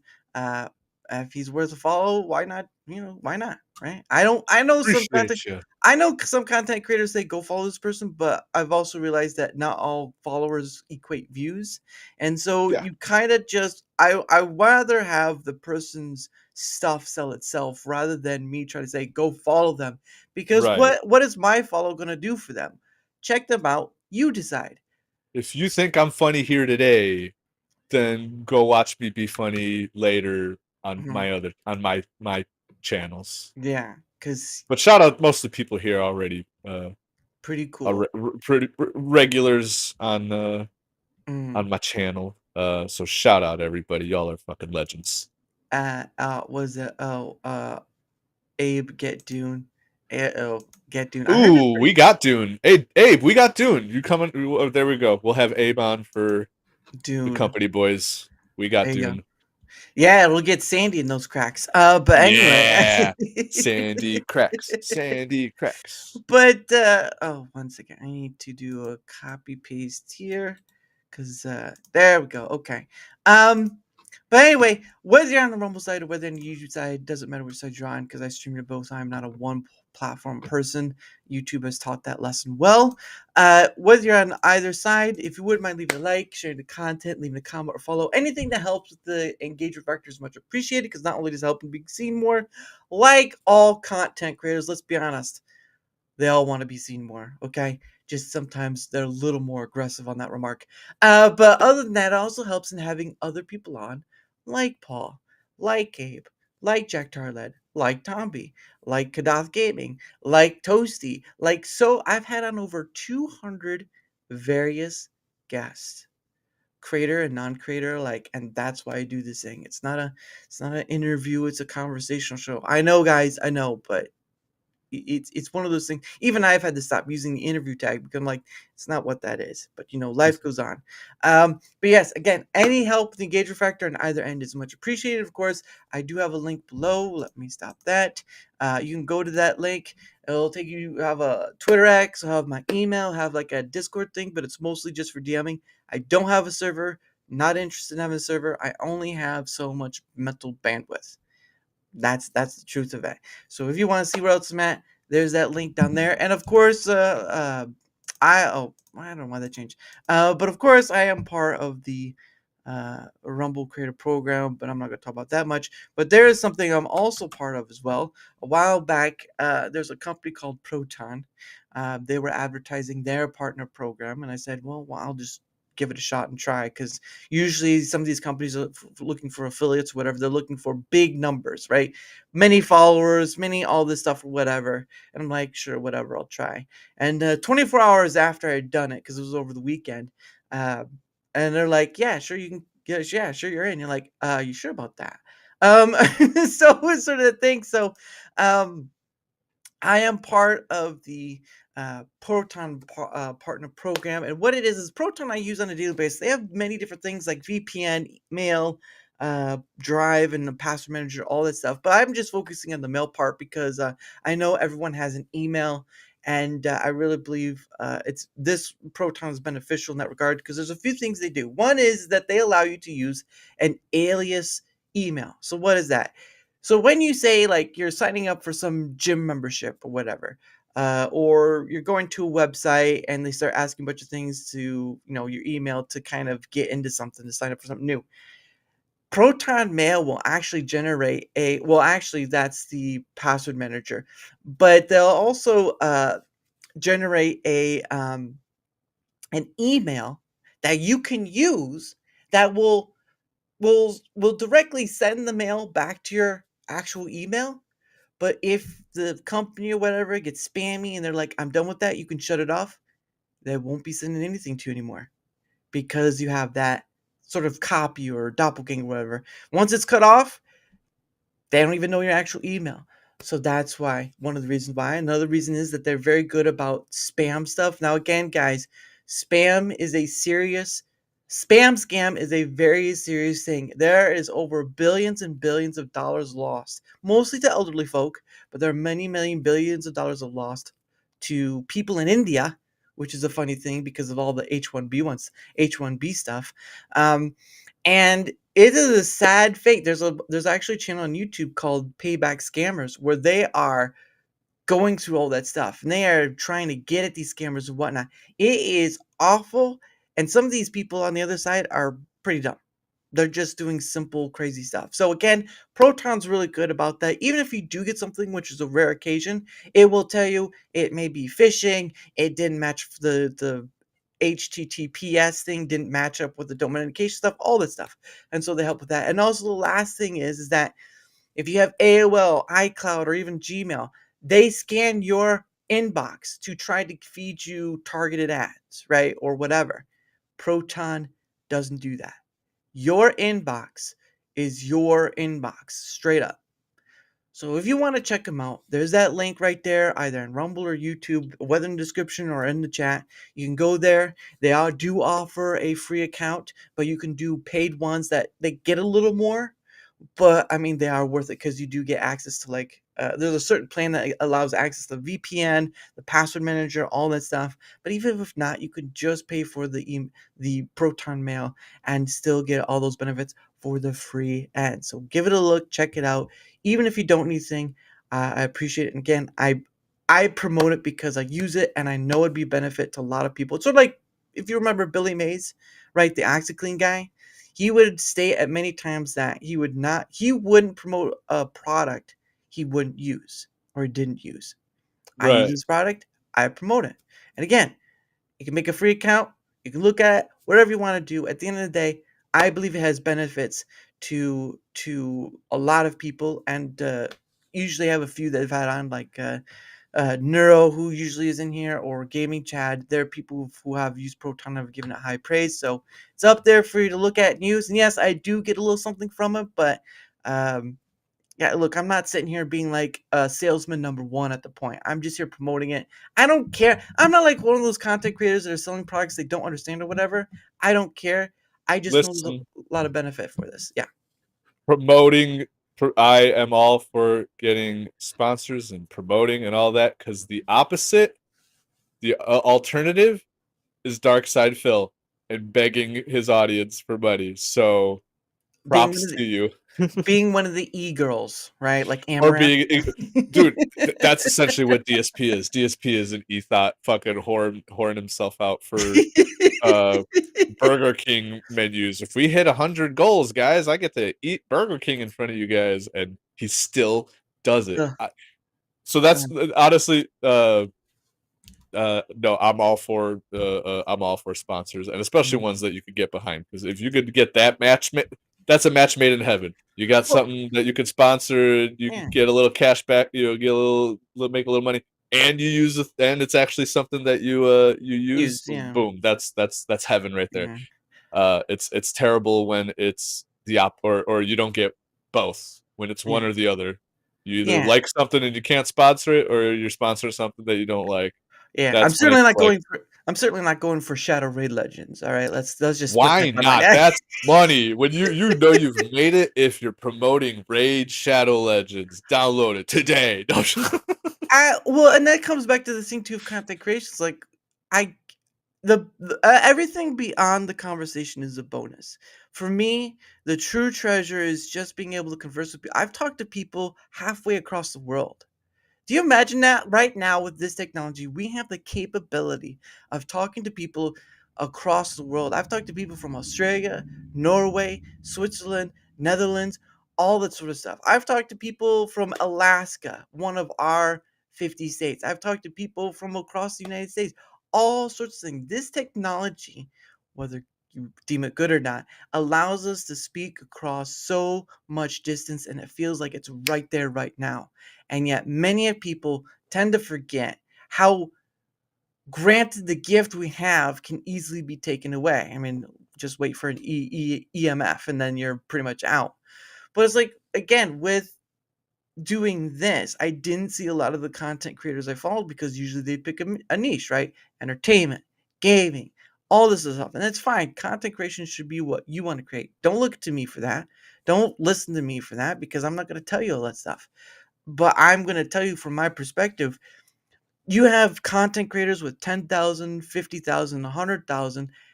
When have they ever reached out to any of their followers to some degree and asked, "Would you like to come on?" yeah, right. That's a huge that's like content. That's like content for the rest of your life. That's a huge opportunity right there. But I understand the risks, right? Yeah. I'm pretty sure you remember seeing the whole Gavin McKine's thing on FNT, right? Remind me. I may have It missed was that. he the Gavin McKine's thing was it's that very like Vice, I think it was, or whatever. He was the original leader of Proud Boys. Um Okay. but he went on FNT, they invited him on, and like halfway through he got very rantish, and then he kind of showed a piece of himself he shouldn't be showing on the internet. So yeah. I don't think I heard that one. What the? Yeah, Wow. it was that was I don't know what was last year, or the year before, but he basically like he whipped it out, and then that was the end of his part for the stream. Wow. Some people were saying it was fake. I'm like, I'm not sure about that. If you can't say you're sure about that, I don't know about that. Even if you're joking about it, that's still like nah, Yeah. nobody Uh-uh. wants to even imagine. Nobody wants to see a dong. I It's was I was ruins there. everyone's day. Oh yeah, I was there when it was live, and that was a quite a surprise. I'm like, what the hell is this? Wow. So I you was want like, to make sure you're not inviting people on that are pulling their dongs out. That's for sure. Don't, you know what? Don't go to Las Vegas then, because I saw too many homeless people just whip out their dongs and pee into the street. uh, I've seen drunk people go up against the wall, whip uh, and cover it up and pee up against the wall and get about uh, their business. That's normal. That's fine. We've all been there.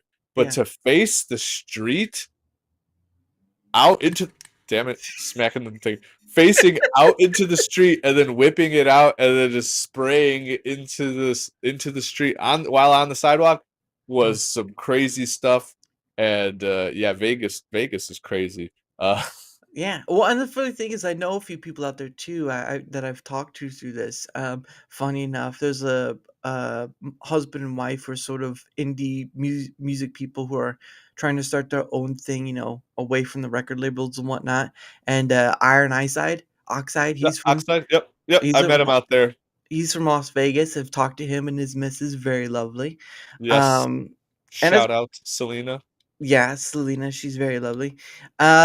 She's a very animal person now. She loves the pets. She loves the pets. Oh Very- yeah, but me too though. I'm a huge pussy fan. No, cats. I have a lot of cats. I love cats. Whoa. Everyone knows this. Everyone knows this. I'm a big fan of the cats. I have a lot of them.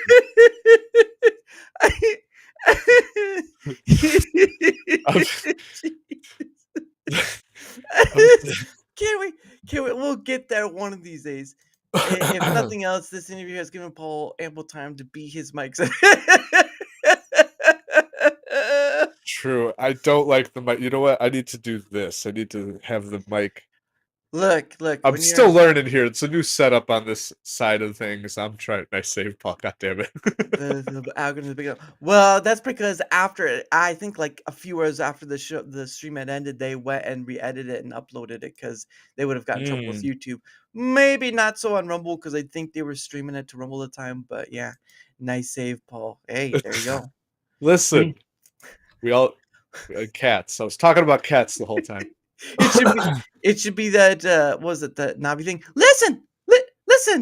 Hey. Oh, actually, Weasel has made the Midwestern Navi. He deemed me the Midwestern Navi. He has on his little stream deck me going, hey, listen. So I guess I'm Midwestern Navi. You just sound like a had enough type of guys. Like, hey, yeah, a Midwestern guy that's just trying to hey, convince you of something. Hey, listen. no more. No, I am tired of your bull crap. You better hush it up. I'm gonna come over there and stop the smile off your face. Hey, listen. I'm a fan of cats, not the other thing.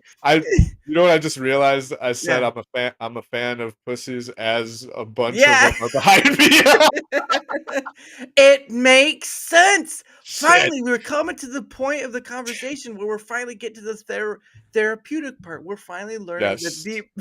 It's like in Superbad where you had what was his name, Seth's character who was just drawing Dicks. I can't stop drinking. The therapist told me I can't stop eating foods that are shaped like. You know how many foods are shaped like dicks? The best kind.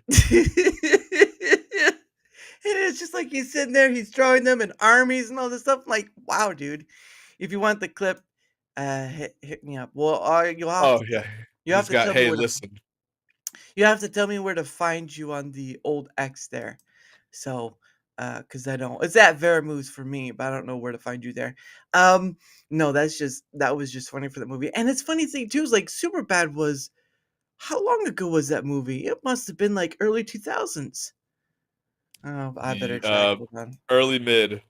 I'm gonna guess 2005. 2007. 2007. Ooh. You were 2 years off. Wow. 2000. Close. That is holy shnikey. That's 18 years ago.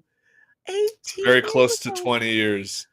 Wow. It's old enough to be an adult, but not old enough yet to drink. It's that. It could vote. Pretty much, it's true. But it's funny because that's where you had Emma Stone, right? You had Emma Stone in that, early Emma Stone. You have Michael Cera. I think it's in his first American movie because he did stuff. It was like the first thing that he like blew up on. Maybe there was one before. I feel like there was one movie that Michael Cera did before that, and then this was like peak. Yeah. Michael Cera and I'm blanking on the other one. Who's the one? Jonah Hill. Jonah Hill. Jonah Hill. And there were Yeah, that's a great duo right there. It's a shame they didn't do like a second movie. You know, Yeah. back when. Now, if they tried doing it now, No. I would still see it. If they did it right, it could be done. That's true. Well, then there was the McLovin. I McLovin. can't remember his name, but the person who played McLovin. Now he did come back later. Christoph something is his real name. Yeah, Christoph.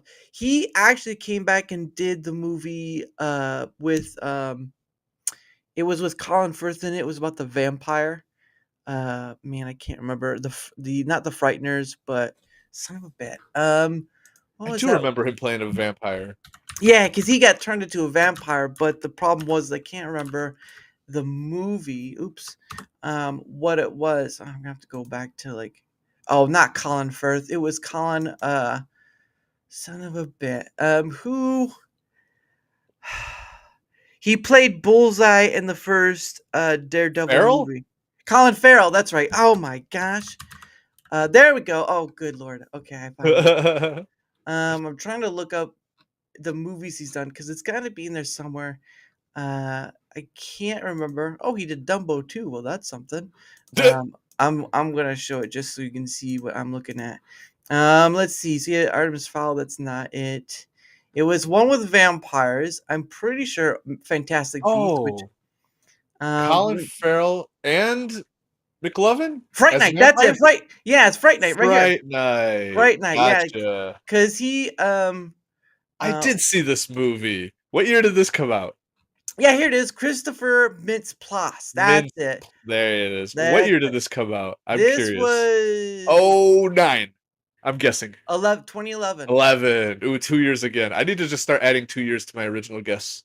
Wow. Yeah, but that's where I remember he was in Colin Farrell. Colin Farrell was and of course Anton Yelchin, which sad to say for all that stuff, and of course David Tennant. But Oh, right. And yeah. yeah, man, that guy was he did a movie with Robert Downey Jr. where he was selling like Oh, I'm trying. pills to kids. Oh, that was a great movie. What was it? Can you click on his name and see what movies he's done? Which one? Oh, Anton? Anton? Yeah. Yeah, Well, yeah. he was in the new Star Trek. He was in the new Star Yeah, Trek. yeah. He was in the new Star Trek, but there Yeah, was a movie. There was a movie he did with Hearts in Atlantis. no. Um, It was with Robert Downey Jr. It was really good about a high school kid who's selling like pills. He's like a drug dealer and in like a let's see. Only it's Lovers. before Star Trek. Yeah, it was before Star Trek. It was before There's Odd Thomas. That was a pretty good one. Fright Night is one of them. The Beaver. Not sure about that. You and I. oh, he was in Terminator Salvation. I didn't know that. Yeah. Let's see. Again, Star Trek. First. Charlie Bartlett. Oh, that's right. Charlie Bartlett. That was. This is a Holy great movie. Oh, and it had that girl with the giant bags. You're talking about Cat. You're talking about Cat. Kat Dennings. Yeah. Oh, Well, I had a huge crush for Kat Dennings because my goodness. Anyways. and that's 4 years. That's 4 years before Superbad. But the Oh thing yeah, of it is that 07. Yeah, this is a great movie. the thing of it is that her and Michael Cera played in the Nick and what was Nora's it? The Infinite Playlist, and that was the one where yeah. that's the one where at the end she kind of had to get a little vocal.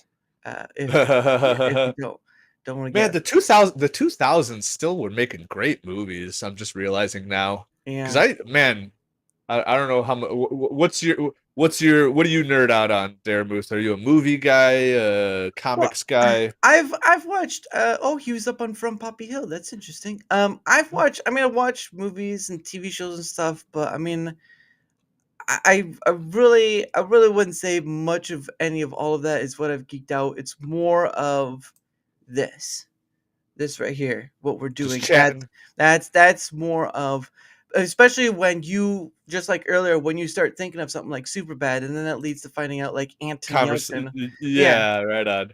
And then of course like human stuff or whatever. But I mean, at the end of the day, it's just to be honest, that whole thing with his death was just a weird thing because I remember in the news they said his death was like he got ran over by a Jeep or something. Oh my god. And let's see if we can't. Yeah, he died June 19th, 2016. So that was like 9 years ago. All right, 9 years ago. And what was it? Okay, here we go. Anton lived in Los Angeles, California until his death on the evening of June 19th, 2016, outside his LA home. When his It's the part day before my birthday. What? Literally the day before my birthday, June 19th. Oh my gosh. When his parked Jeep Grand Cherokee rolled backward on his steep driveway, pinning him against a brick pillar and security fence. This was due Damn. to badly designed shifter that indicated park when it was in neutral. This death, along with reports of other near misses, resulted in a recall of that model. Holy shnikes. Wow. Tell me why this back to conspiracy theories. Tell me why he knew something that he wasn't supposed to know, and this accident suddenly happened. A lot of, and especially with I'm just forming conspiracies right now in my head. Especially with what we've been knowing, what we know about Hollywood and how they treat actors who look a certain way. He looks like a young boy. I'm just saying. Well, I Maybe mean, he knew things and he had to go. Maybe he he, wasn't quiet. he did get to act in that movie with Anthony Hopkins. So I mean, there's that. But I mean, I don't know. Again, we only know what is said. I mean, if the hill is steep, I mean, you're talking like this, sure. But if it's like this, like it's real steep, then I can understand that. But when it's the weight of the car against the fence, which is what it says, then yeah, I can a brick pillar against a brick pillar and a security fence, which sucks. 'Cause Yeah, that's man. like a no win way when you can't push back against the weight of the car. So I can understand the conspiracy aspect, but taking it as it is, like let's Sherlock this thing, right? His car has a defect which led after his death led to a whole collection of Grand Jeep Cherokees being recalled back, which they found out to get fixed. And so he's on a steep hill. What he thinks is in park is not in park. Something happens, and his car starts sliding down. Now, imagine this, right? If there's enough distance, right? You have a heavy object here, barely, you know, whatever person right here, and you have the place that it's going to hit up. The amount of pressure of weight to crush against someone between a rock and a hard place is deadly. Right? And you get Yeah. and Grand Cheap Cherokees have that tire in the back, right? They have that tire in the back. Now you're seeing that you got a distance, you got this heavy weight, it's not in park and it's rolling back. All it needs is to build up enough speed and hit just at the right point that it could crush his ribs and just Yeah.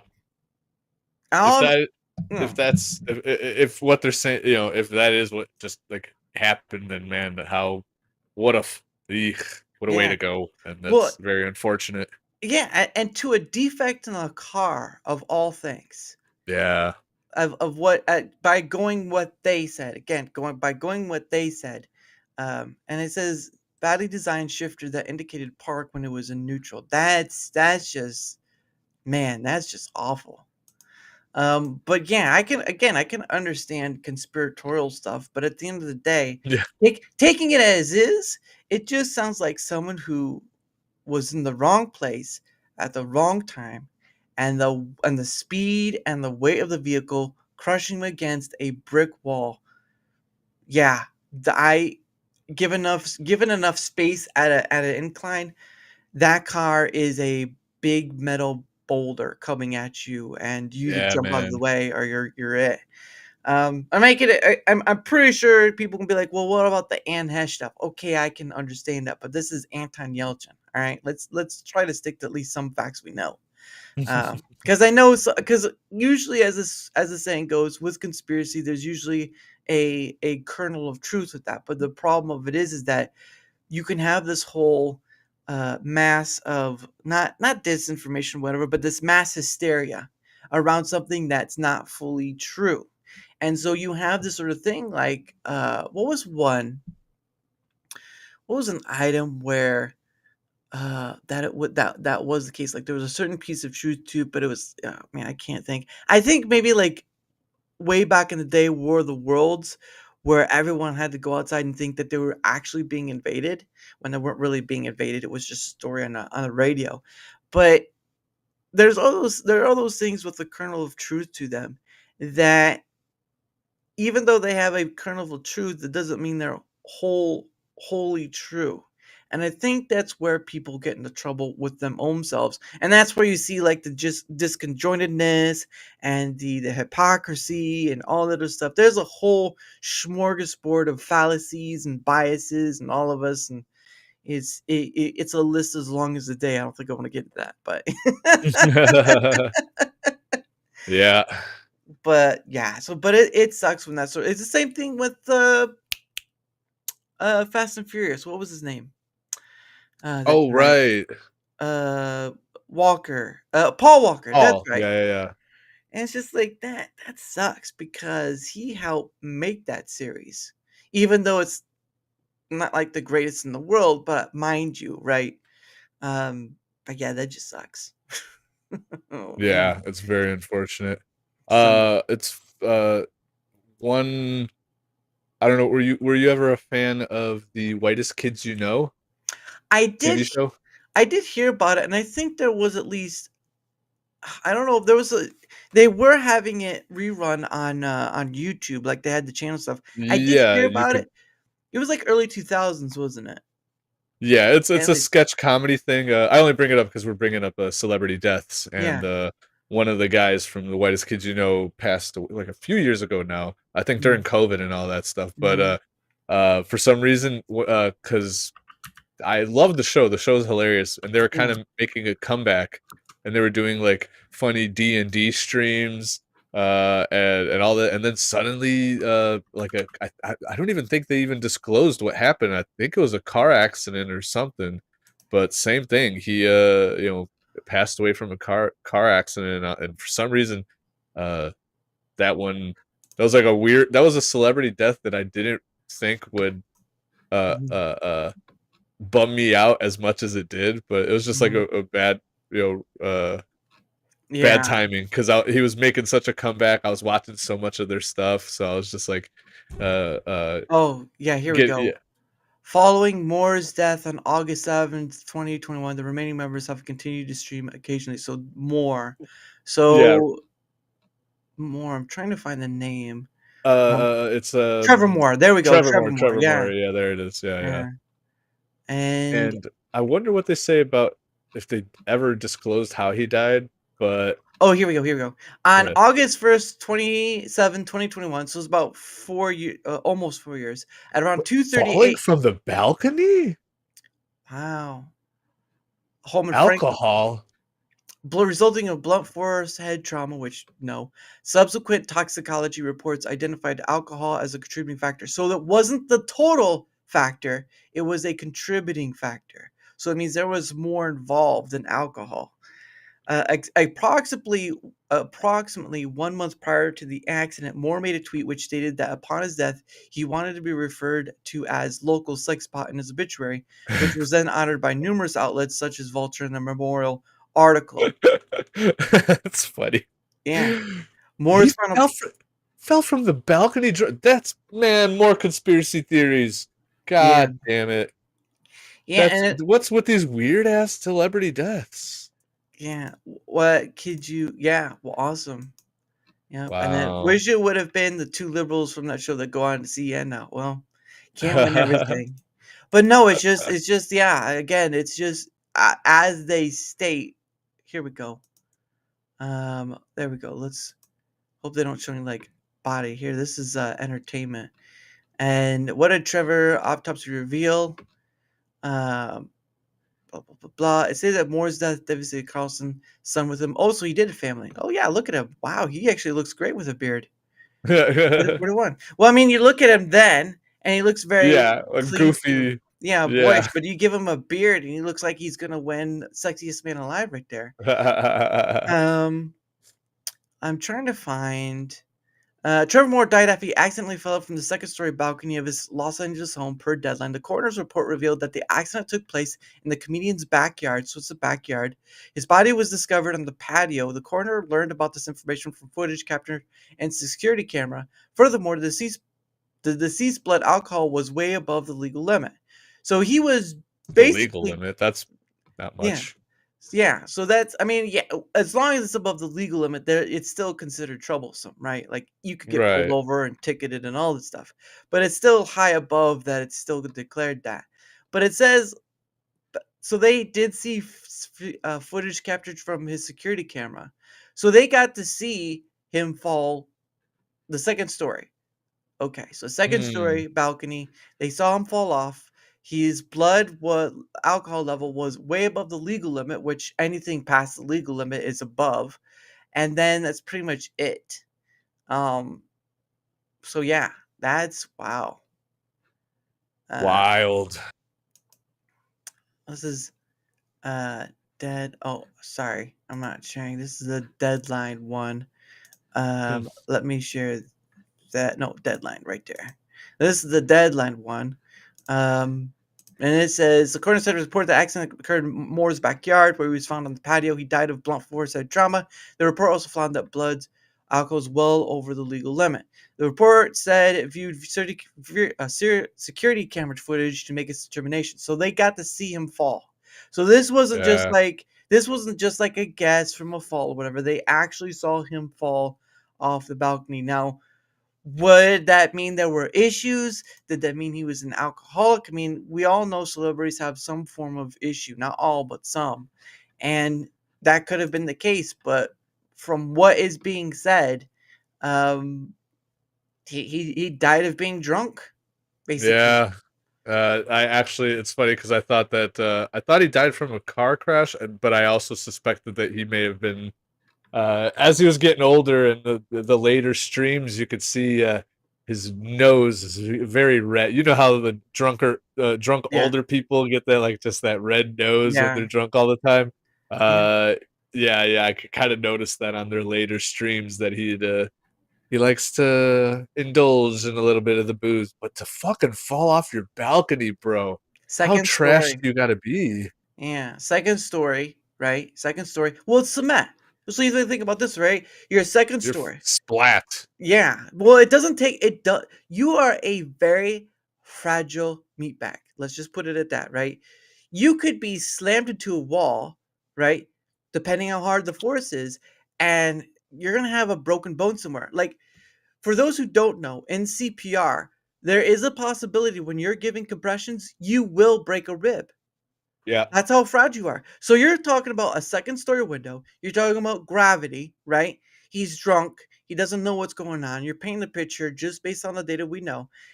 Second story, drunk, falls over. Patio is full of cement, right? Cement is not something you want to joke about. Even if you just like barefoot lightly scrape your accidentally trip or something like that, you could still hurt yourself. You can still cut yourself and sort of stuff.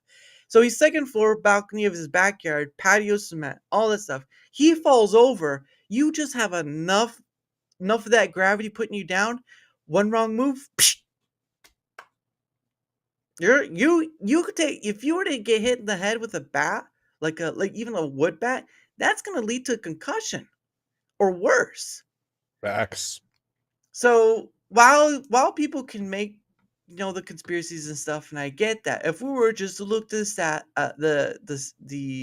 data given, basically you put enough in your your blood or whatever to make you inhibited to not know where you are, whatever, whether it be drugs or alcohol or not, and you fall from a very high place, it doesn't even have to be the 10th floor, you may not survive.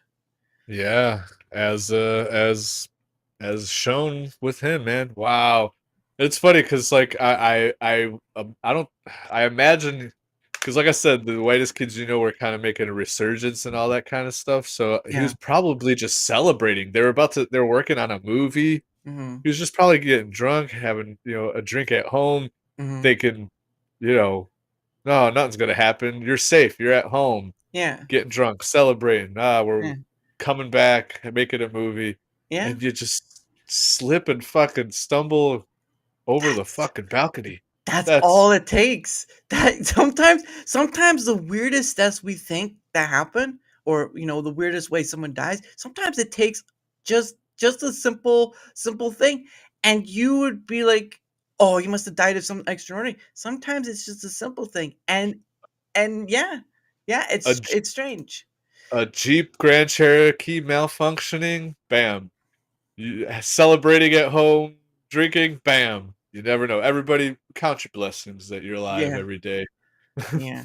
Well, and that's the thing too, is like if you were to go back and try to figure out, okay, so what was happening the weeks before the 7th, right? And you're talking about like they were just getting back and all this stuff. Well, then you probably would find some things that would kind of lead to that. But we can't say he was a lush because I've I've never kept up on the whitest kids you know. So I can't just sit here and say I've looked up enough of that data. So it's one of those things where I get conspiracy. I get it. And I get people, that's why people love it. But for me, um, part of the ordeal is I've been listening to the like BBC radio dramas of Sherlock Holmes. And if people have never, some of them are great and it's fine. But if you've never listened to them, the thing of it is the way Sherlock is that he works based upon data, the facts, right? What are the facts? And majority of forensic and all that stuff that we have now comes from that. The point of Yeah. the matter is that while I get conspiracy, let's work from the facts that we know, because then you can go to anywhere.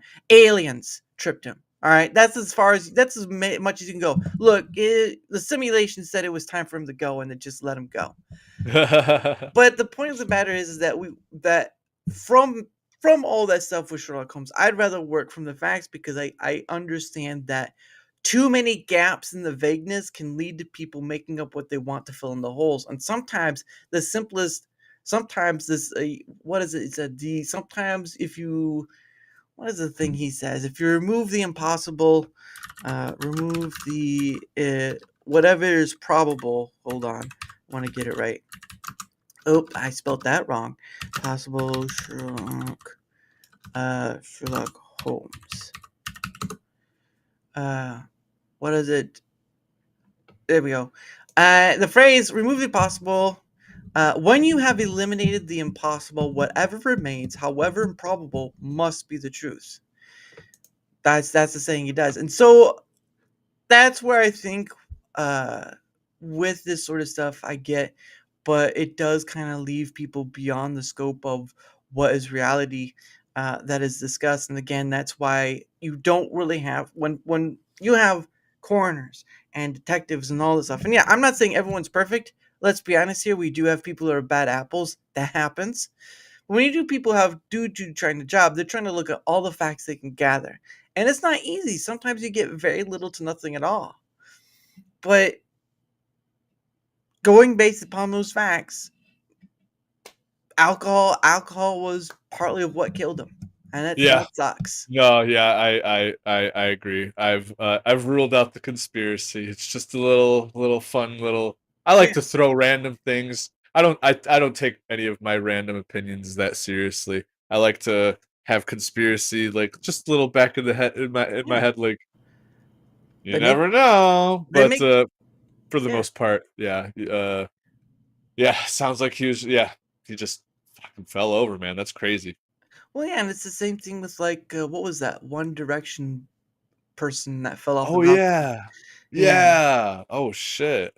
Damn. So it's a normal occurrence. Celebrities just getting drunk, falling off from balconies. I think his was. I think that one was a drug thing, but I'm not too sure.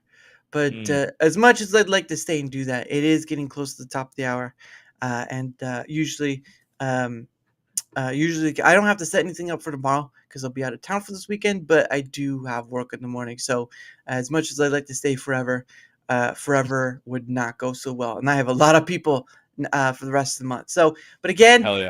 before we go.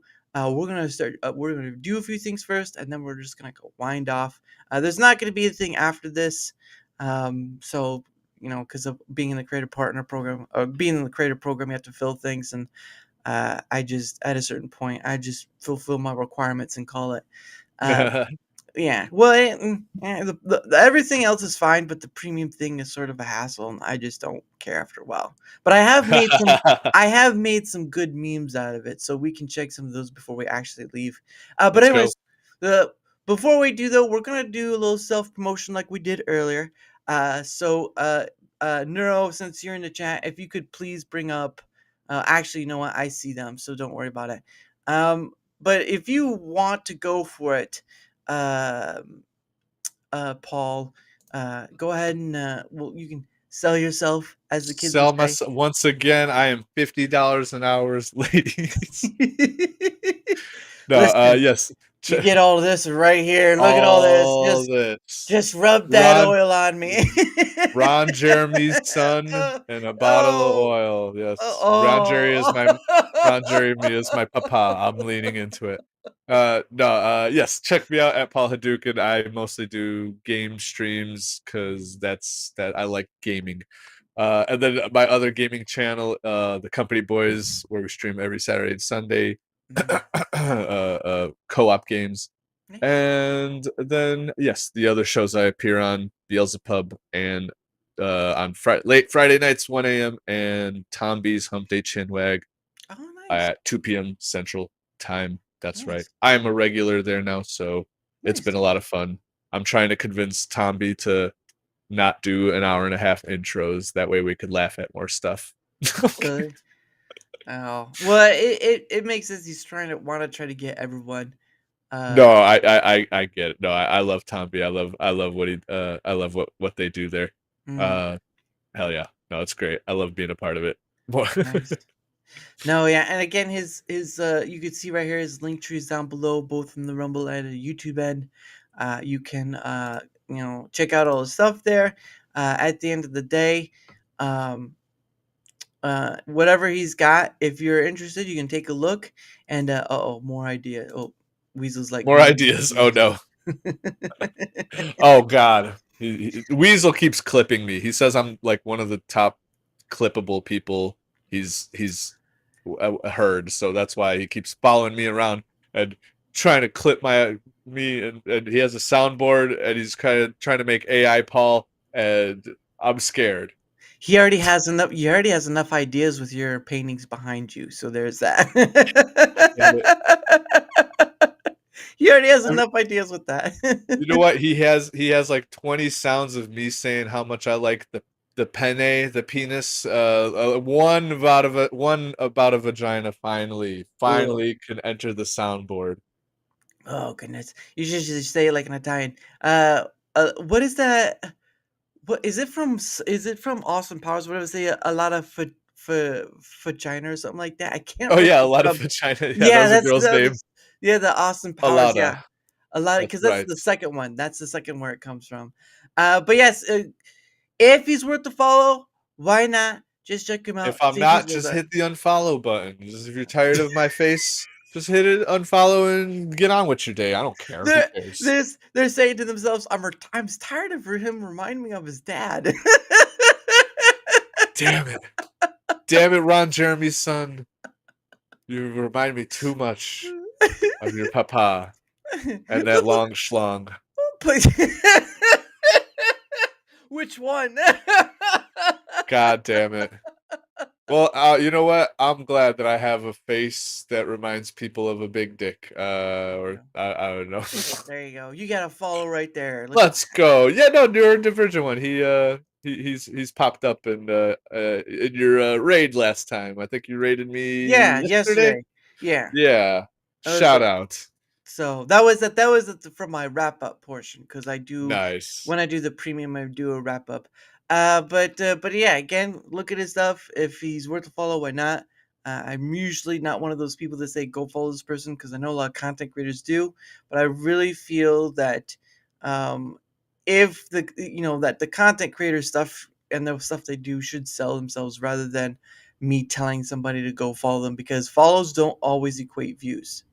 And that's what That's majority of right. content creators live by is having enough views in order to get paid by whatever AdSense of whatever platform you're on.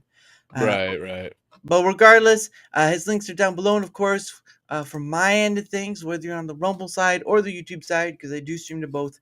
If you wouldn't mind leaving a like, sharing the content, leaving a comment, or follow, anything that helps with the engagement factor is much appreciated. Because at the end of the day, not only does it help in being seen more, like all creators want to. I mean, let's just be honest about that.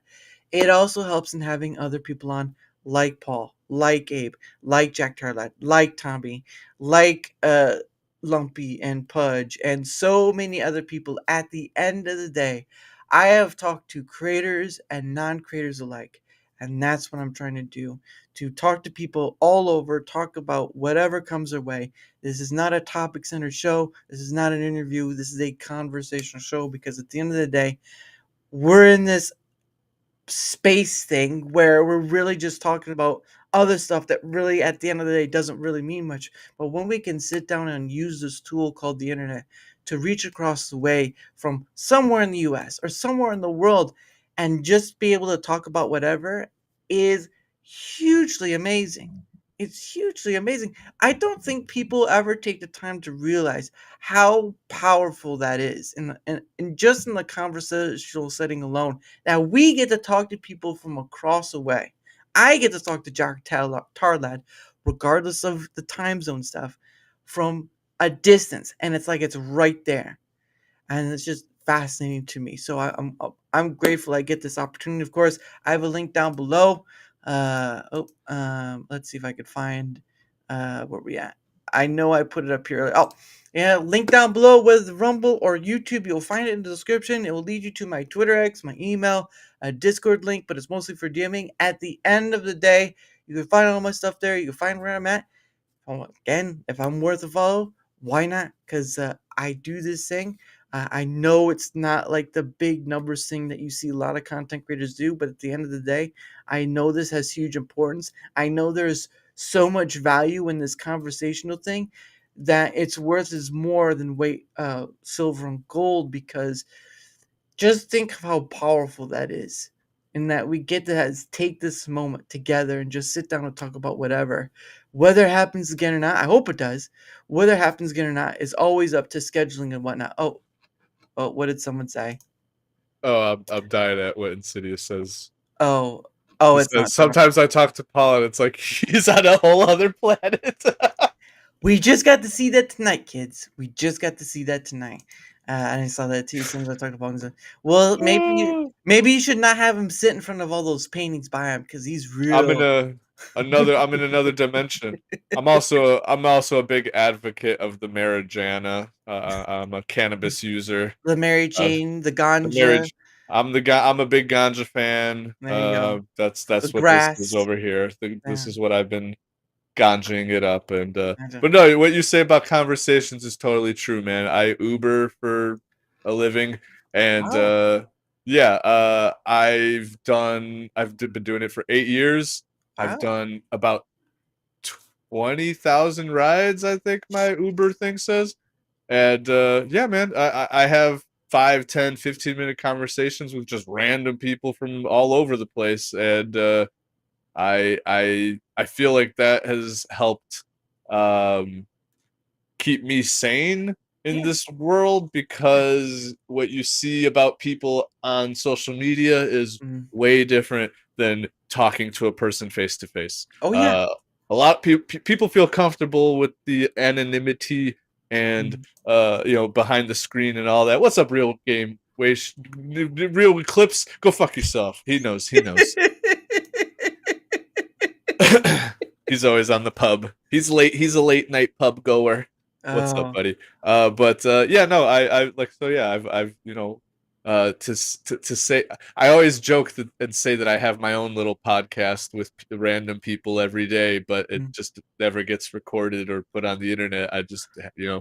they're just private conversations I have with my passengers. But yeah, man, it's real important to just talk with random people, and I feel like I've talked with so many just people from all over that if you have the it is a tough thing to be able to just relate or just have a conversation with just anyone, because a Mhm. lot of people will be too in their own world and too much in their own head about problems and stuff like that, so that they can't like mentally drop that to just shoot the shit and talk. Mhm. And yeah, I mean, sometimes yeah, man, it's definitely a underappreciated thing to just have conversations with random people. Yeah, art form is what I've been saying is like a lost art form. It Um, really is, and I think that's also like with like, especially because the way you do this kind of reminds me how Joe Rogan does it. You know, he just mm, kind of has people on, they show up, it starts, they're not even sure if like half the time the celebrities are like, "Oh, we're starting already." He's like, "Yeah, we're just having a conversation." And I love it. I love that. That's how that's how it kind of reminds me, is that like, hey, we're just good. Whatever comes up to your head, yeah. And I do. That's kind of what the pub is about. I Mhm. mean, we kind of try to bring topics like just to have something preloaded in our brain throughout, but it's just topics that you talk about with your friends. Yeah. It's not like this. Sometimes somebody wants to talk about politics, or I'm Yeah. usually wanting to talk about video games Yeah. or DSP, and it gives me a place to just kind of shoot the shit. So that's another reason why I've really I've appreciated having to chat, not with just passengers in my Uber throughout the years, but doing this and going on different panel shows and meeting everyone that you've mentioned, Yeah. from Jack Tarlad, all the everyone on Chinwag. the Chinwag. Chinwag Yeah. is other than me and Yarny, we're the only Americans on the show. Everybody else is across the pond, and Mhm. without being able to, without this and what everybody does with the podcasting or whatever we want to call it, I don't really, that doesn't feel like podcasting. It just feels like everybody doing a live Zoom call and we're Yeah. just shooting the shit. Yeah. So that's what this really feels like. But there's a reason why all this blew up. Because um like Joe Rogan and stuff like that, his shit blew up because people just want to tune in to a regular conversation, or be a part of it, but they Ah, also don't mind spectating. true. Well, Joe Rogan, it's kind of a 50-50 because he does get very conspiratorial. He Oh, has that a lot of people that, yeah. I'm a fan. I like the conspiracies. Again, I don't take conspiracies to heart. They're just a fun little, like, Uh, what if that were true though? But yeah. I'm not like a hard on conspiracies, but I'm a numbers guy. Yeah. I thrive in math. I believe that there are two types of smart people. There's the math and science smart people, and then there's Mhm. the book and the others kind of smart. And I feel like I fall into the math smartness. So if numbers start adding up, that's when conspiracies start becoming not so conspiratorial. Yeah. uh so but yeah. It is a knitter and a spitter. Oh! Oh! Oh! Oh! Oh, that just sucks. But yeah, I've just found that one thing is that throughout life you try to find a thing that you want to do or meant to do. Like go to people go to college and all this stuff. And I'm not gonna spend $100,000 to do that. Oh yeah. But then you find that thing and it just clicks with you. And the thing of it is like with this conversational part, regardless of Joe Rogan over, is that it has no limits. It has no Yeah. limits. Oops. I'm back. Oh, I'm back. If it happens to you, just refresh. If it happens to you, just refresh the page. But it's this thing where there's power to it. I don't want to say like it's a very holy experience, but it's sort of there's a powerful experience to having conversations with people because like you were just saying with the with your driving stuff, there is a you not only begin to learn how to better yourself on the conversational aspect, like you get people who are challenging enough and you're trying to get them to open up and you find little nuggets that you can grasp onto, just little bits of information that can open up into whatever. or oh you yeah. or you find this like like you do with controversies and conspiracies and stuff. You find this road that leads down the rabbit hole, and you're just flying along, and the ride doesn't feel like a ride. You have so much potential in this limitless thing, and really, many people aren't really taking a hold upon that. At least from what I see. Usually, again, you topics and all this stuff for the entertainment, whatnot. But at the end of the day, it's like it's a limitless thing, and it's just like it's insane for me. Over 200 various guests. I've had VTubers on. I've had former current military on. I've had people who UK, Germany, all this sort of stuff. I've had from all over the place. It's just you keep surprising yourself with how fascinating the world is, and yet it keeps being less fascinating by how social media is. Yeah, facts. I'm curious. Do you ever like have someone that you're like, hey man, can you like drop the act? Can we just have a conversation? Do you ever get any of those? I've not had. There might have been one, but it was more of just like it felt like they were someone trying to do a lot or whatever. But I've had people on. Yeah, I've had people on where it was trying to like draw water from stone, basically. gotcha. If you can understand that, it was Yeah, but again, that's the point of challenge. It's not a point of like I hate this thing. I don't. No, it's a point of challenge because you can get better for the next person that comes on and the next person that comes on. The whole sphere of conversation, just on the point of alone, has so much potential to teach, but also to learn as well. And if you aren't willing to at least take a little bit of that gold nugget with you to better yourself, not on a like a force sense, but like you're right along. You're along for the ride, whether you like it or not, but you're making it fun for yourself. And then the right. other person too. It's a whole fascination stuff. And when you really get in down to think of it, you're thinking to yourself, how is it that this thing feels like it almost feels like a superpower, but really it's not. You're still learning, you're still growing, you make mistakes, and that's fine. But it can be in its own essence feeling like a superpower because there are times where you can look at someone having a like a reply or something to, and you see that and you're like that they may not take it that way because you're seeing something where it can appear quite differently, and you learn perspectives, right? Isn't that fascinating? We can learn perspectives and not end up wanting to choke each other out. Yeah. Isn't it fascinating how we get that opportunity to do that almost every day, and yet on the scale scheme of the content creator sphere, we really do a disservice to it to some degree. Not all, but some. And it's just like it drives me bonkers.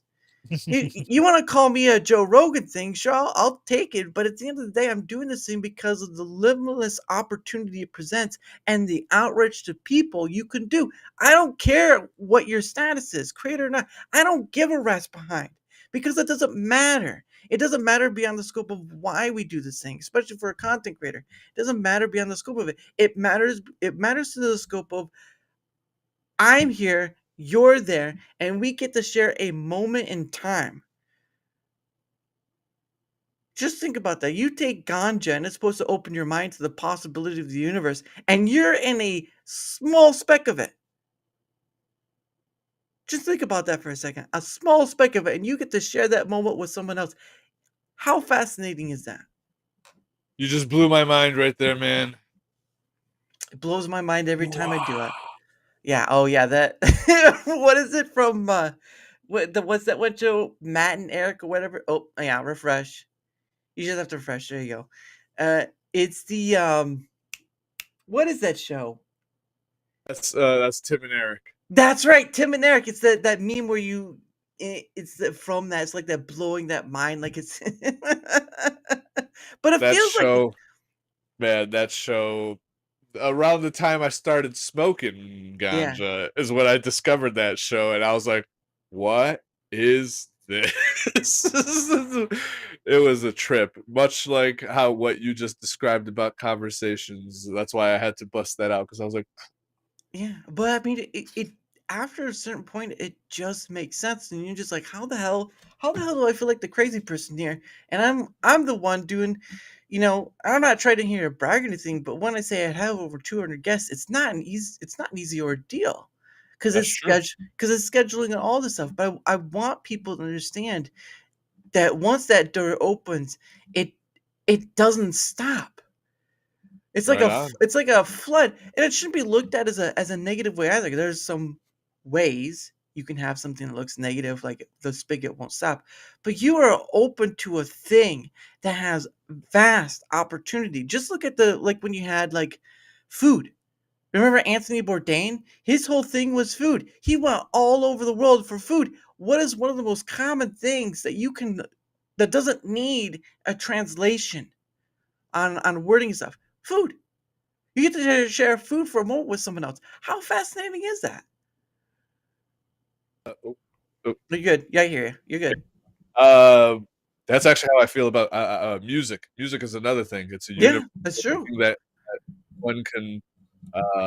That's probably why music is music. I mean, both music and games. It's like Yeah, universal media that like can be appreciated by like most. I mean, gaming more specific to people that are interactive, but yeah, music specifically is something that anyone and everyone can understand. And sure, there's different types and yeah, flavors and all that stuff, but mm, just like food, some people like certain things, and music, food, it's that universal language that you could go anywhere and talk to anybody about it, you yeah, know, and that eh, that that those that's magical. And same thing with conversations, yeah, just a normal a normal talk about.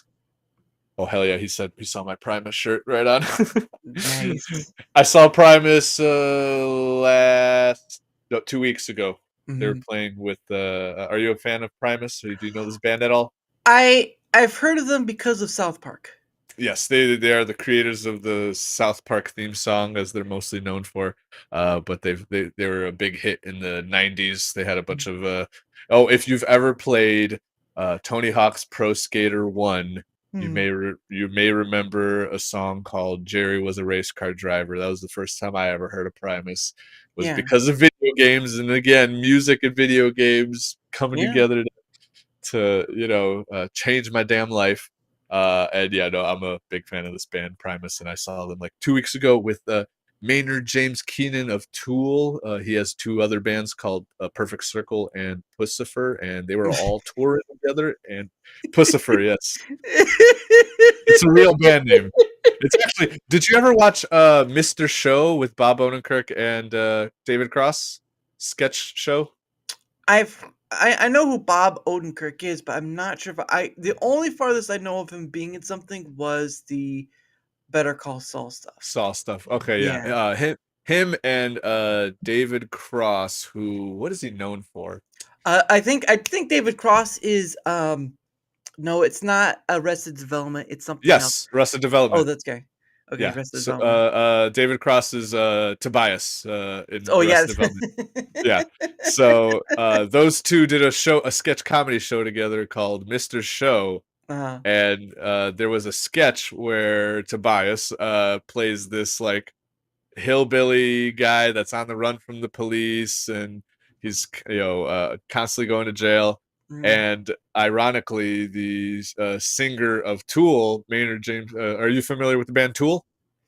I don't think I've hit over. I'm sorry. Oh man, they've been around since like the '90s, a progressive metal band. So Oh, uh, but so the singer of Tool was in one of those sketches on Mr. Show with the I think the guy's name was Ronnie or something, and mm, the singer of Tool, they made a fictitious band within the sketch called Pussifer, mm, and it was a joke. They were doing a protest song about how Ronnie needs to be free because, like I said, he's always running from the police. So it's essentially he named his future in 2006. Maynard made a band and named it after that sketch that he uh, did on Mr. Show, like in the '90s or something like that. So I like to bring all that together because some people will be like, "Oh, I'm a fan of Tool," or "I'm a mm. fan of Mr. Show," or something like that. But yeah, there's all these things that I've enjoyed. Comedy, a lot of bands are like people in bands are hilarious. And they'll mess with the singer of Tool, Maynard. He did a few, or actually he invited Tim and Eric Mhm. to he was doing a documentary video about, he has a vineyard, Mhm. and he did like this documentary where he was talking about his vineyards and something about making music in some of the wineries that he had. But to like break up the video, he invited Tim and Eric, and they did this sketch where Tim and Eric were interviewing Maynard, Yeah. and it was just hilarious. Maynard is a funny genius of a man. If you're not into Tool, the band, him as a person he's a very fascinating guy, and Mhm. just makes great music. He's one of my inspirations growing up, to play and to make music that like is thought provoking, because Tool they're a progressive like metal band, but like Yeah. everybody always talks about like how philosophical the lyrics of Tool are, and Mhm. you get a lot of people who are fans of Tool and fans of Joe Rogan who just Yeah. enter that philosophical kind of mindset, and Mhm. so uh I don't know where I was going with all that. The train has stopped there. we I hear you. We're kind, but it was no, that was really awesome. Yeah, like I said, I've heard of Primus, but it was mostly through the South Park stuff. And Yeah. I actually got to saw the concert, not in person, but they have a thing on YouTube where you can see the concert at the Red Rock thing, where they Yes, that was great with them and yeah, Ween yeah, and the South Park guys. That was great. yeah, and don't forget Tom Sawyer. They got the Tom's Oh yeah, they had Rush. Yeah, they had Rush. Rush That's up right. there. Sorry, that was That's the song right. Tom Sawyer. Tom Sawyer's a song, yes. But Hell yeah, they had Rush. yeah, and that was pretty awesome. I was like going back and listening to Gay Fish. That was pretty funny. Oh yeah. Oh man. He's a gay fish. Just like, oh, that Kanye. But anyway, that again, I will not be here tomorrow. So there will be no pay it forward stream. I will be out of town for the weekend, family event. So there will be none of that. But the one last thing, sorry. Before, don't forget that next week's schedule is coming out on Sunday, so keep an eye on all that. But the last thing I do with my guest is a thing I call questions from a hat. So I bought a hat from Rumble, put some questions in it. So what happens is that you, my guest, get two freebie questions. Two freebie questions. However, if people want to have more questions pulled from the hat, you have to give a rant. I'm not monetizing YouTube, so sorry, YouTube side. However, if you're on the Rumble side, I am monetized, so you can give any amount Rumble rant. And yesterday, I had on Goon Gamer, and and I had a lady. That was fun. 20, no, 30, 30 questions from the hat were pulled. That is the Wow. new record that stands. My hat was getting pretty empty, but that is the Damn. new record. So that was mostly due to Sonia, or your fave darling. She paid for majority of it. So there's that. But anyway, I'm There gonna you pull go. into the hat. Alrighty. I'm excited. Let's see. Okay, there we go. Just reached in. How debaucherous can I answer each question is going to be the game here. We'll see what kind of question you get first. All right, That's true. Here's the first question. This question is, what's the weirdest food combination you secretly love? Pickled okra and wasabi. No. So that's an inside joke. Okay. If Insidious is there, he'll die. What's a secret food combination that I actually like? Oh, you know what used to be weird? My brother used to put Kraft Singles cheese Yeah. onto little Debbie brownies, and I thought he was insane for that until Yeah. I tried it. and it was not bad. I haven't had it in a while, but I can admit to that, and it was pretty effing good. Oh, you know what I do like? I like just mixing cheese and nuts together in my mouth. It's I Oh, don't that's know. not bad. That's not bad. Yeah. It's just a They it's a have weird. there's like these little things you get in like store called like protein things. It's like you have a meat Yes, and stuff. Yeah. cheese. That's And probably why I keep associating nuts with cheese. It's just good yeah. protein. Yeah, it's part of the protein. There was one there's like a P3 or something it's called, and one of the ones they would sell would have like this jerky ham or something like that. Oh my gosh, that was good. That was I'm a fan of a good jerky. stop, stop jerking around. But anyway, Hey, question number 2, and this is probably the easiest one. And okay. if no one gives a rumble rant, that'll be it. What's your favorite color? Damn, that's not very easy. You know what? I'm gonna default to blue. I'm a blue a dabu dee boo da ba ba dabu dee guy. Yeah, that's so 90s right there. Oh, do you Yeah, it know is. the funniest thing that gets me is that with today's music is that there's someone rapper out there who's using that whole back end for that. Now you don't hear the Blue Yes, Aubergine. It's all just the backing part of it, and it's like it's supposed to be a different and song. they're singing different lyrics, but Yeah, they're doing it to the melody of Blue Dabu Dee, and I'm like, that is don't if you're gonna take the beat or remix something, don't yeah, use the vocal melody the exact same. yeah, Change up the vocal melody. yeah. But it is crazy how I feel really old because I feel like just yesterday that one song by I forgot the name, but that one she didn't have to cut me off. I Yeah. forgot the name of it. It's But somebody I used to somebody I know. used to know. Yeah.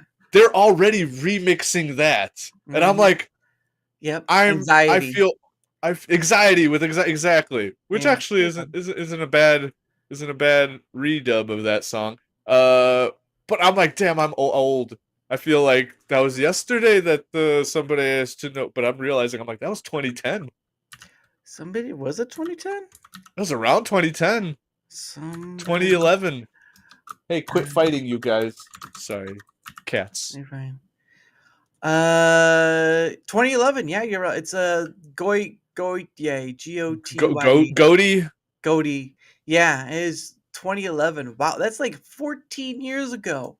Yeah, Holy wasn't it? sh! Doesn't it feel like that song was just yesterday? Well, it's I'm and not only, tweaking. but it's not only that. It makes no difference for the other stuff where they're just taking the melodic or whatever parts of it and making a song of it. And all she's doing is singing about anxiety. It's like find something else. Well, actually, the Goaty version, that instrumental is from like a 1970s mariachi thing, or I might be butchering it, but that's also a sample. So they're sampling a sample Well, that's I mean been that's what Daft Punk does. Daft Punk right. would But sample Daft Punk samples. doesn't. They do it crazy. They'll take the weirdest part from like 40 different songs, speed it up, stretch it out, slow it down, and then make like something amazing. Daft Punk is like the master of that. Yeah, What people do nowadays, they just kind of rip the ripped. music straight up, just rip the music and be like, all right, I'm gonna rap over this now. It's like It's silly. the Just silly. creativity's gone, man. Even samples back in the day mattered. Then you had the emergence of hip hop of like the 80s and 90s when they were sampling jazz beats and stuff like that. It's like, oh man, see, that was creative. That was, speaking about a culture and a time and all that stuff, and it was impactful. I don't feel like music is impactful these days, and I don't know if it's because AI is now in the mix or what, but we need better music. We need more Michael Jacksons. God damn it. Hey, you know what? I have been enjoying the Sasquatch videos, so that's been I do love the Sasquatch AI videos. I made a statement on the Chinwag yesterday. I think AI is going to save us from World War III because instead of the propaganda getting onto our social media feeds of us, to outrage us, Mm. instead we're just going to get shit posters, creating AI versions of the propaganda, and then we're Yeah. all just gonna get distracted and just Mhm. and meme the world away. We're gonna meme until till shit pops off. We'll be memeing till the day we die. The shit posters will never die, and I salute the shit posters. They make the world go round.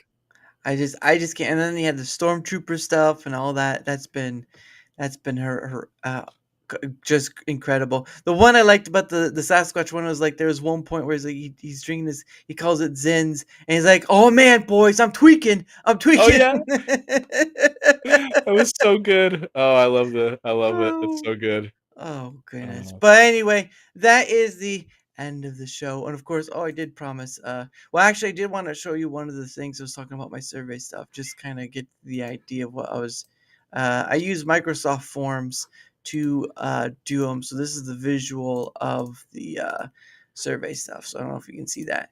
But there you go. Oh, thank you, Insidious. No pickles. oh snap! Paul's Uh-oh. getting off easy. No pickles. Oh no, no, I'm not. For $20 on my channel, I have to eat a pickle. Well, I, for me, I always write down now if you've ever you were talking about side scrollers earlier, right? Side scrollers golf yeah. mask. Now this is sort of an idea I kind of took off them because it was kind of Oh, killing. the notepads. Yeah. I've been. Well, You know what's funny? I before I had a wall behind me before. This is a closet door. mm, I was gonna do the same thing because someone that I used to big ups to Insidious. But someone that I used to talk to back on the side scrollers thing, they're like, "Oh, I miss when Craig used to put the sticky pads behind him," and I'm like, "Oh, that would be an easy little thing. Like, hey, shout out, thanks for," and then you fucking just put a sticky pad behind you. I well, thought that was nice. yeah. Well, part of it was is that my wall is pretty great, the color of the wall, and so someone's like, "Well, your wall's kind of bland. You need to put color up there." I'm like, "Okay, well, whatever."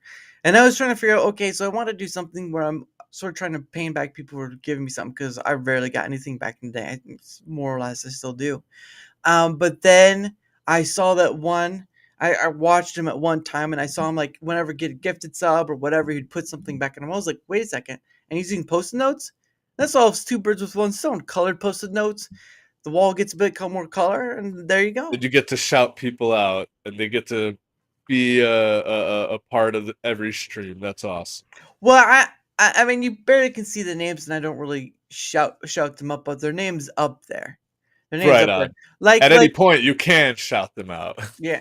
All right. Well, we get to pull another question out. That's thanks to Insidious right Big there. ups. Hell yeah. Let's make Let's. it a dirty one. No. This one is what? Oh, this one should be funny. What Uh, word makes you laugh every time you say it? What word makes me laugh every time I say it? Mm-hmm. I'm trying to dig deep here.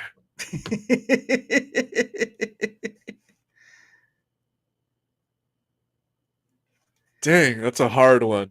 So I'll give you the inspiration for this one. So a long while ago, there was a show called That 70s Show. Yep. And in one of the circle sessions, they were talking, and then all of a sudden, Michael Kelso was just laughing like crazy, and they're asking him like, "Why are you laughing so crazy?" And then he says the word pickle weasel, and then he keeps on laughing. He's like he can't stop saying that word pickle weasel. It just makes him laugh every time. So I came from that was like, what word makes you laugh every time you say it? And that was just like that's where it came from. That's great. Probably these days it would have to be some sort of DSPism. I get a lot of my chuckles from DSP, and he says a lot of dumb shit these days. If you've ever watched, do you ever watch Trailer Park Boys? I've heard of him. I've never watched. Okay. No.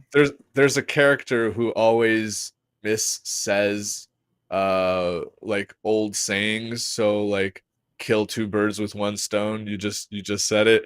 In the show, he says get two birds stoned at once. So DSP says a lot of stuff like that, and there's not a single one or a specific one that comes to mind. But oh my god, I'm Well, failing at this answer. We can choose another one out. Just All kind the DSP-isms is Oh, yeah, no, I can't. we'll choose another one. We'll do Here's pass. I'm gonna yeah, you don't can pass. We got one. I have to. Here's one. This should be easier. You just got $1 million tax free. What's the first thing you do? Oh no. That's not a helpful sign right there. You just But yeah, Insidious says Pulse should have looked at his soundboard for a word. It's more like sound effects that always make me laugh. With certain Boing. words, boy, yeah, it's like a splurge sound will always make me giggle. Mhm. Okay, if I had $1 million, tax free, tax so free. the full mill. A full million. Honestly, you know what? I've been so irresponsible with money my whole life. I'd probably do like the responsible thing and just put it in the bank, maybe make some Yeah. smart investments, fix my credit, There you go. get own property. I'm turning the hill of being irresponsible with my money. I've There you already splurged on dumb little Stuff. knickknacks like soundboards and stuff, and most of the stuff I spend money on is just like gear for like Mm. either music stuff or like recording stuff Yeah. or more computing stuff. But there's like nothing like I'm not much of a splurger. I'd go maybe, you know what, maybe I'd like get front row tickets to a concert, because usually they're pricey. They're like a couple $100, yeah. and I'm like, Oh, I'm never gonna go. I ever get a concert ticket, I'm up in the nosebleeds because I'm like, you know what, I can't want to see the concert, but I can't afford to be right up front. So maybe I'd Press box. splurge on a good bunch of front row tickets. Well, you either that or press box where you get all the food. That too. Ooh, and a bathroom. You know what? Oh, Count yeah. me in. Oh I yeah, could, you get your own personal bathroom. I'm gonna need that. That's the selling point. That's the selling That- point for any concert. It's like you even get your own bathroom. That's right. That's right. Hey, Hey, sophomore John. hey, Good to what's see you, up? buddy. He's a Uh, legend. Yeah, I've had him on too. Hell yeah. But yeah, that'd be the best selling points. Like you get your own bathroom. Yes, no more standing in line. There you go. For a concert, especially like a packed one. Oh, man. Goodness. Yeah, try thinking about going to like the packed Taylor Swift concert. Lord no, Or just Lord no. any festival setting where, there's like multiple stages and tons of people. No, I wouldn't want to deal with the bathrooms over there. I mean, I do. I currently do, but Yeah. if I could avoid it, I would pay for it. There you go. That's what I would do with my mill. There you go. Avoid Make it crowds. and pay for your own toilet. Pay for my own toilet. And this ain't no regular toilet either. This toilet is fancy. This is a bidet. This is like one of those Japanese toilets. They you sit down on there. When you're done, it will clean you up. Squeaky clean. There's nothing better than water shooting in my holes. Damn it. Weasel's here. I shouldn't have said that. He added it to his Steam stream deck. Damn it. Paul, how do you like the water? It's shooting in my holes. It's shooting in my holes and I love it. God damn it. And with that remark, Everybody clean your holes.